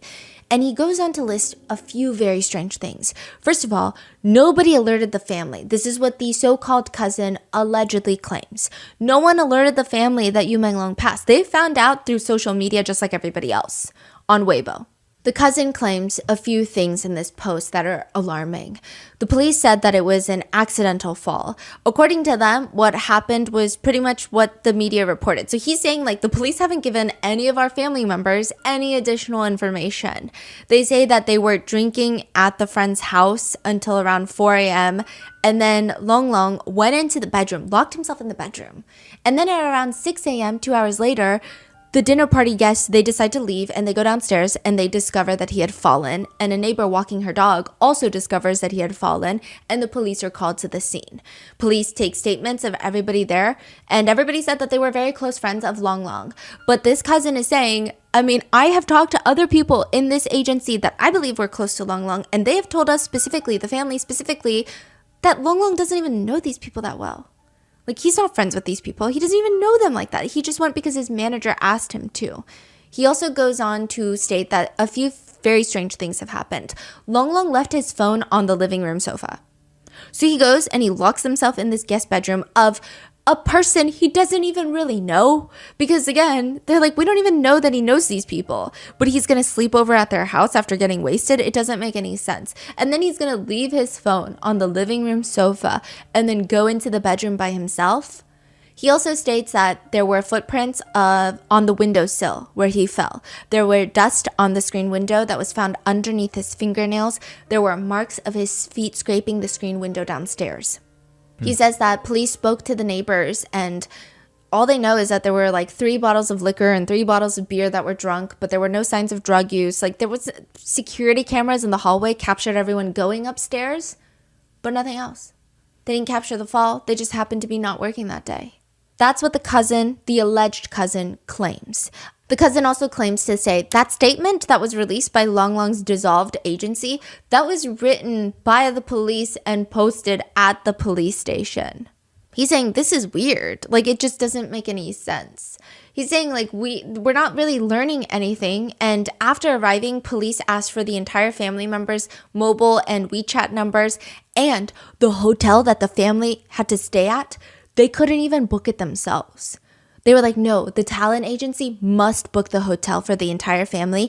And we need to know which hotel and we need to know which rooms you guys are staying in, just so we can coordinate better if we need to reach you. But he's just saying it feels kind of weird. Additionally, he alleges that Yu Menglong's apartment where he lived in, family members aren't allowed in.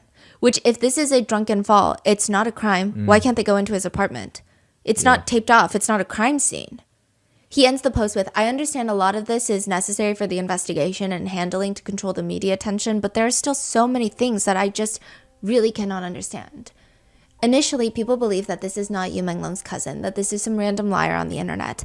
But the alleged cousin, goes on to post a family photo which includes Yu Menglong in there. And back in 2011, Yu Menglong's account posted a comment under the cousin's page. So this is pretty much valid. It is the cousin. Yeah. And then later, he goes on to post once more. The police came looking for me. Four of them. 2 cops, 2 detectives showed up. I'm not going to be updating this any further, so if you guys are looking for updates, you guys can just unfollow me. Then another later post. Yu Menglong's mother and relatives of Yu Menglong have all left Beijing. I'm not going to post anything more, so just unfollow me. Then the account gets deleted. Remember in the last episode, a lot of people were upset that this dissolved studio was the one to announce that the police ruled out any foul play, and they officially announced that Yu Menglong had passed. This dissolved studio that nobody knows who's even really controlling, maybe the police, like the cousin alleges, maybe somebody else. Even more suspiciously though, September 16th, 2025, so this is 5 days after Yu Menglong's passing, the same studio releases another statement. This time they claim that it's Yu Menglong's mother that wants this statement out in the world. That she was like, can you please post this for me? Because no, I don't have social media and I just want this out there. This is her alleged Note to the public. In the recent days, I have suffered enormous pain. My beloved son, Yu Menglong, accidentally fell to his death after drinking, leaving us forever. This sudden tragedy has plunged us into deep grief. Police have informed me of their investigation results and all arrangements have been completed. I hope everyone will look at this accident rationally and stop making guesses. I also hope to return to a peaceful life as soon as possible, carrying my memories of Yu Menglong and living each day as best as I can. I believe this to be Yu Menglong's wish. Netizens do not believe this statement to be real at all. Chief among those reasons, they don't think this is a mother who could write such a formal, official-sounding statement so soon after her son's passing, and even if she did believe that her son's passing was an accident, there's no celebration of his life. There are no kind words to her beloved son. There's no personal touch. The rumors are harmful. Stop asking questions. Move on. That's the theme of her message. After her son passes away, it just doesn't make sense. And he's only spoken fondly and kindly of his mom. It doesn't seem like they had bad relations at all. It seems as if the entire message is, stop asking questions, don't investigate, let's end it here. Which is interesting because another letter starts circulating, and people believe this to be Yu Menglong's mother writing this letter. There is a red thumbprint, so it's like a signed letter. And again, this could be anybody's thumbprint. Who's to say this is Yu Menglong's thumbprint? But you tell me which one sounds more like his mother. To all the kind-hearted and righteous people from all walks of life, I am Yu Menglong's mother. In this moment, with heart-wrenching grief, I am telling you the truth about my child's tragic misfortune, only hoping to seek a bit of justice from my wrongfully deceased child. On September 11th, 2025, my child left me forever. What I can't accept is that the murderer actually lied to the world that this was an accident, covering up this cruel crime with false statements and trying to erase my child's life. They fabricated lies, confused the public, and attempted to escape legal punishment by relying on their power. But they forgot that a mother's love and memory for her child will never be covered up by lies. I have in my hands key clips before and after my child's accident, testimonial records of insiders. This is sufficient to prove that my child's death was by no means an accident, but deliberate harm. Since my child has left us, I have sought help countless times, only hoping that the murderer can be punished as he deserves and that my child can rest in peace in heaven. But so far, the murderer is still at large and even tried to suppress the truth and block my demands. I know my power is meager, but I am unwilling to give up. My child was once so sunny and so kind, and he should not leave this world with any grievances, and even less should the murderer downplay his life with the word accident.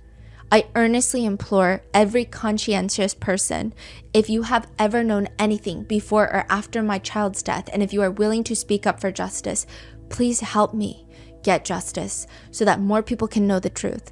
I also earnestly implore the relevant departments to face my demands squarely, thoroughly investigate this case, let the evidence speak for itself, let the murderer pay for his actions, return justice for my child, return clarity to the world.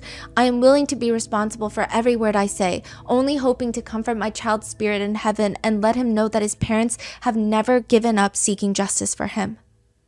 I don't know which one of these is real. I don't know if either of these are real, but if you had to choose, which one sounds real? And then there are speculations that the mother has been detained.